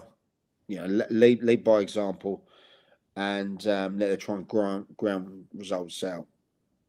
How will it affect them playing on a 3G surface when they used to be, you know, playing there? I don't know. I really hope it goes well for them because I think it'd be another one in the bottom 6, and that's not to knock them. I just think you have to be again realistic in the league you're in. As we've said, you know, like I said, shout out to Lee and Craig, love them both. But I do think that they get through this year, next year, with everything that's coming. That will be, look, we've seen it all the teams, nearly every team that gets a 3G progresses up. It's facts, isn't it? Yeah. Oh, 100%. Yeah. Right. So those are the thing. Apologies to Peacehaven. Thank you for Haley for resharing the stream, reminding me there. We didn't talk about them. We didn't talk about their players and that. I think they got sort of lost in the thing because they, you know, I wouldn't say unexpectedly. Or Steadin, or Eastbourne Town. Oh, fuck me. Or Broadwich Heath. Or Broadwich Heath. Right, we got 10 minutes. Yep. No, let's do it quickly. Let's fire round because I'm so sorry. I'm so sorry. Do you know that's what? Right. Peacehaven. Let's go. I know that teams are coming for Conatai, and he stayed loyal. Big win for them. One thing I did like as well, shows a bit of loyalty in that team. Did you see them all go and get the tattoos done? Yeah, that's mad, by the way. Yeah, and Kroger, and we've got Kroger as well. Sorry, John. Owen, sorry. Right. Yeah, Peacehaven, right? They went and got the tattoos done, didn't they? And love that. I'm hearing they're retaining most of them. The players. You hearing any different? Not hearing Not- much, if I'm honest. No. To be fair, their season only ended about 3 days ago, didn't it? Do you know what I mean? Yeah. Well, I've heard they've signed a player that Horsham YM were interested in. They've gone there instead. Okay. I think they're going to stay up in the Ishman. It'll be tough, but I definitely think they're going to start. Mm. Do you not? It's tough, mate. I think there'll be ones down there. I think they'll stay up. They'll stay up. I love and them. again, I really would. I genuinely would. Like weirdly, it's got to be the target, surely. Isn't it? I don't like any Sussex teams getting relegated. Like I really don't. Like, but I just I don't know if they're going to have enough. I hope they do. Because I tell you what, I think their gaffer, so he's a really good guy. I had a chat with their committee and their top brass there, and they're really, really, really nice people. Really nice people. Yeah, Dan, you're right. Been involved for 10 years, traditionally quiet pre-season, shutty we trust. Like that. Love that, mate. This is wait, Purge the Rouge, you're the guy that sent Lee into meltdown, all right? You are. You are. No, obviously Matty Astle's joined us from there, and Trev's assistant manager, but I don't know if we're poaching any others. Maybe I don't know. Maybe there has been something going on that I don't know about. But that you're the guy that hit the highlight reel. So, Purge is all right. Yeah, I'm all right. I'm not going to run. I'm here. Right. So look, I want Peacehaven to stay up, and they saved me loads of pelters on that playoff day for reasons we won't go into. I tipped them to win the playoffs as well. Remember, don't forget. You did, and I tipped them to stay up. Now, oh God, sorry. What fucking happened there? 3 cats just run into my house from my conservatory, out and just run underneath my table, my desk, in my office. What cats do you know, or no, random cats? Well, I'm sure they're my 3 cats, but they've just all ran in at the same time. Apologies. Right. Sorry. Right. Shit. Stenning, Broadbridge, Crowborough, Eastbourne Town, and we will put this marathon to bed. It's a good job I don't work at the moment, isn't it? Right. And Monty, you don't have to work. You've got your workers to do that for you. Bill, you've been set up for life anyway, mate. So, right. Broadbridge Chief, Simo. Sorry, Simo, mate. He's just announced. Bunch of announcements, decent. He'd just go about his business. They'll be in and around it, wouldn't they? So he's just they got Ollie Rawlins, so Yeah. that's some signing, mate. He'll be all right. He'll be all right. They kept Marino, Mason Dirty. Sal's a good one. Sal Marino's a really good sign, I think, to keep him. Matt Hay, yeah, he got injured last season. Jay Richardson, Brad Peters, Sean Terry. Tell you what, the Broadbridge Chief media is getting a lot better, by the way. Really is. Put some real effort into it. It's a club out there that I agree with that. Minimal resources. You know, I really look forward to getting up to see them. Good luck to the Broadbridge Chief. Muggsy's Crowborough. What they've been doing. What's he? He must be up to what, 650 games now? 620 games? Muggsy? Got to be up there. He hasn't done much. He ain't put much up there. They'll be all right. Yeah. But there's some good teams coming into that Ishman League, mate. I'm telling you. Whitstable coming up. That'll be a problem. Yeah, Whitstable will. It's not going to be an easy league. I don't think, anyway. I might be wrong, but I look at it. We've got coming into that league, you've got Hawley Town. We'll see how they get on. Peacehaven, Punjab, South Park now in our league. And Whitstable. You killed Kenny. We did kill Kenny, yeah. It's a tough league. Very tough league. Croydon's still in it. Croydon Athletic. Ashford will be good this year. Cray Valley PM will be good. Faversham will be up for it. Herne Bay will be up for it. Margate, the same. Merson will be all right. It's not going to be an easy. It's no mugs league. Why'd you say that, Aaron? Because you're there, mate. I love Aaron. He's a legend. Eastbourne Town and Stenham. Eastbourne retain most of their players. They'll be okay. And Stenham, we'll see. It's a real shock value, isn't it? We'll see what happens there. I don't. It is, they've had, they're losing the fridge. They've lost Jarvis. I think their centre halves have gone as well, haven't they? But look, Brandon O'Neill's going in there. The whole Coast is going to be difficult. Yeah. Well, that was a bumper show. I can't believe everyone, over 3,000 of you, stayed with us for that. That is one of the longest shows we've done. Lee's already had an hour's sleep by now. But yeah, once again, thanks for everyone staying with us. Might be a decent parking space, Aaron. Just let you know, you have to park all the way up the top of the hill. So after defeat, you have to walk up the hill, boy. Yeah. We have to, huh?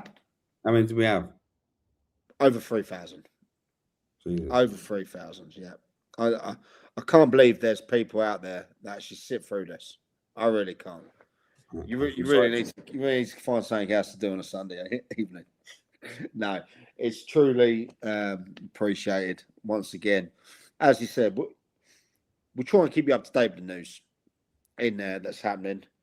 Go and download the In the Dugout app. Go and upload some. Good. I should say that, Mr. Dan Palmer. Thank you. For 8 weeks, we've been trying to get this app on the Google Play. Now, we've had me and Dr. X. He is the secret guy behind the app. We've been working massively on it, and we actually got 99% cleared this week. We actually only need one little thing. It will be on within a week, 100%. So for the 25% of you that are on Android, yeah. But going down the app, there's go and see the. Yeah. Thank you everyone that stayed with us through this. I don't think I've got a wife anymore because she's been doing. I'm so tired. Guys, I'm shattered. I need to go to bed. I know it's a long one. But everyone there, Monty, get back to your estate now. Thank you to Lee, who's there. Bless him. He's had a tough couple of weeks, Lee. He really has. And yeah. So if you see Lee, give him a shout. Give him a shout. Give him a hug. Give him a card, yeah. I'll tell you what, he's really trying really hard to do what he wants to do. And sometimes life puts a few hurdles in front of him, but every time he jumps over those hurdles. So that's my boy. And yeah, for everyone else, we will be back. Get your questions in. Get anyone any things you think should be improved on the show. This is your show. You're sticking with us. So, and there's no show that's doing these numbers. No show. So, yeah. We win the award, or did we? What happened with that? Or did we not, mate? Oh, what, the non-league Bible Award? Yeah, did we get anywhere near it? Hasn't been announced yet. Oh, okay. But look, the way I look at it, there's six podcasts, yeah, that are up for it. We run 2 of them. So out of national awards, we have 2 that have been in SNLF show and the IBB10 show that have been nominated in the best 6 in the nation for non-league podcasts. Problem is our demographic. What? and I didn't get that comment at all. What does that mean? That's Grange Hill. I don't Reference. I don't know. But for what I'm saying is, we have people who watch one show or both shows in there. Yeah, you can only vote once, so it's a bit like I don't know, if you vote Labour or Green, you sort of split the vote, or if you vote Reform or I don't know, Restore or Tories, you sort of split the vote. Look, we're just pleased to be nominated. You never know, we might shock someone, but to be nominated after under 30 shows for this show, and to be the fastest growing, most watched, most live watched show in non-league football in the South, and we wing it, because I tell you, we do wing it, you know, it just means that, well, it's you guys out there that made this happen. So, yeah, you never know. I tell you what, though, if we do win the award, we're going fucking We're mental. gonna have it. We're gonna have it. I'll be like that guy that just takes the awards like every round. Do you know what I mean? I might even have a dugout mobile made and just put it on the top like that and just drive it to every. There's an open top bus. Yeah, mate. Like with a big megaphone out or something like that. You know. Right, everyone. I was right. It was. He said heavy Zamo vibe. So Zamo was from Grange Hill back in the 80s, whatever. When they had a thing called Just Say No. Do you remember it? I rember Goms used to Before be my time there. Before, mate, Grange Hill was way. I think Grange Hill finished before you were born. But Grange Hill was actually. I used to love Grange Hill back in the day. It's my favourite. So that's We're why showing our age now, Bill. Flying sausages. I got the reference from the start of it. But yeah. Ladies and gentlemen, thank you ever so much. Have a wonderful week at work. Go and download the app. Go and visit Monty's estate. Please don't. Go and turn up. And if you're a player that wants to play for Hastings, speak to Bill. Only if you're going to keep us challenging for the playoffs. Over and out. Thanks, guys. Love you all. Sweet dreams. And that's